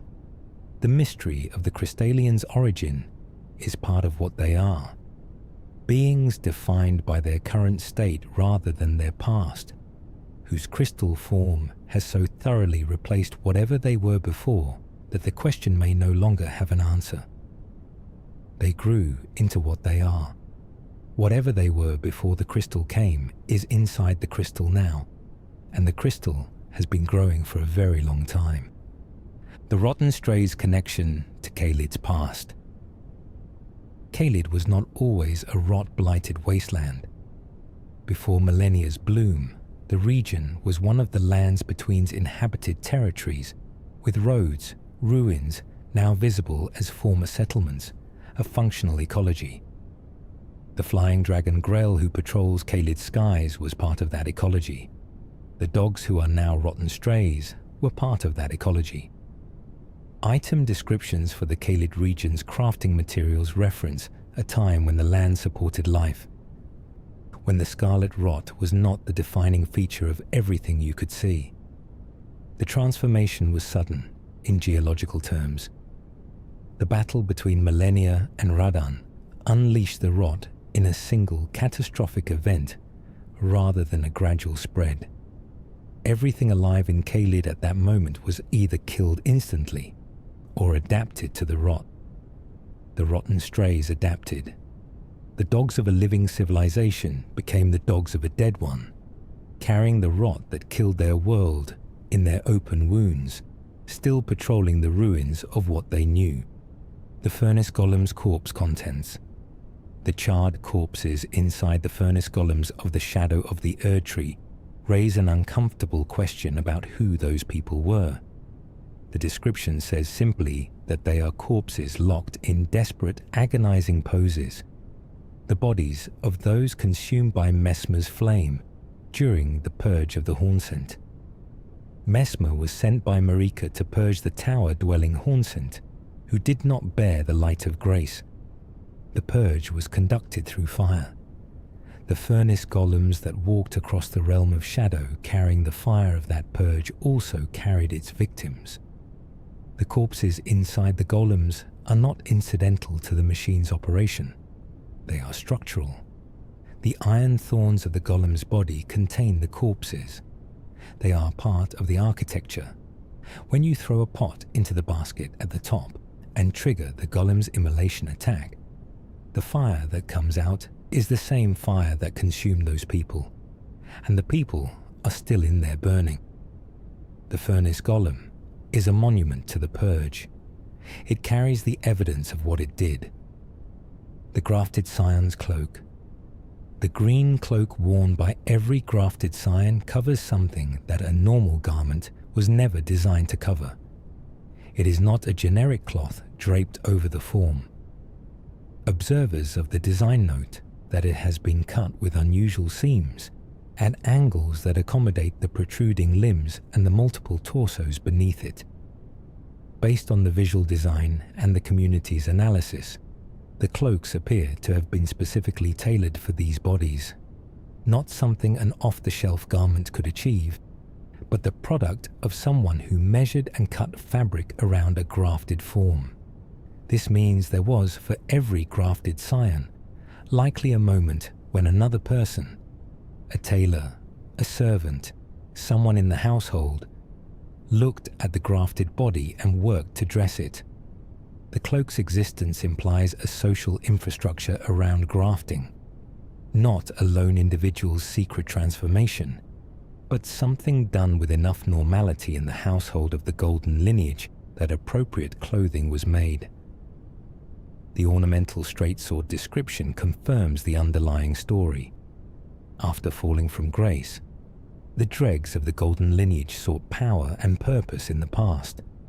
These were people of the bloodline who chose grafting as their answer to irrelevance. The golden eyes wear the crown, the many arms wear the cloak. The grafted scion is dressed for the world it believed it deserved. The imitation of God. There is a theme running through the creature lore of Elden Ring that becomes clearer the more of it you absorb. The world is full of imitations. The dragonkin soldiers are imitations of true dragons. The silver tears are imitations of life. The mimic tear is an imitation of you. The grafted scions are imitations of their divine ancestors. The albinorics are imitations of naturally born people, made by human hands from silver tears. Every creature in Elden Ring that exists outside the Golden Order's taxonomy, every being that was manufactured, transformed, or denied its proper place, carries this quality of being almost something, of being a version of something better that did not fully arrive. This is not accidental. The Golden Order's theology is built on the idea of purity, of clean categories, of proper forms, of life as the Erdtree intends it, rather than the primordial crucible's messy composite.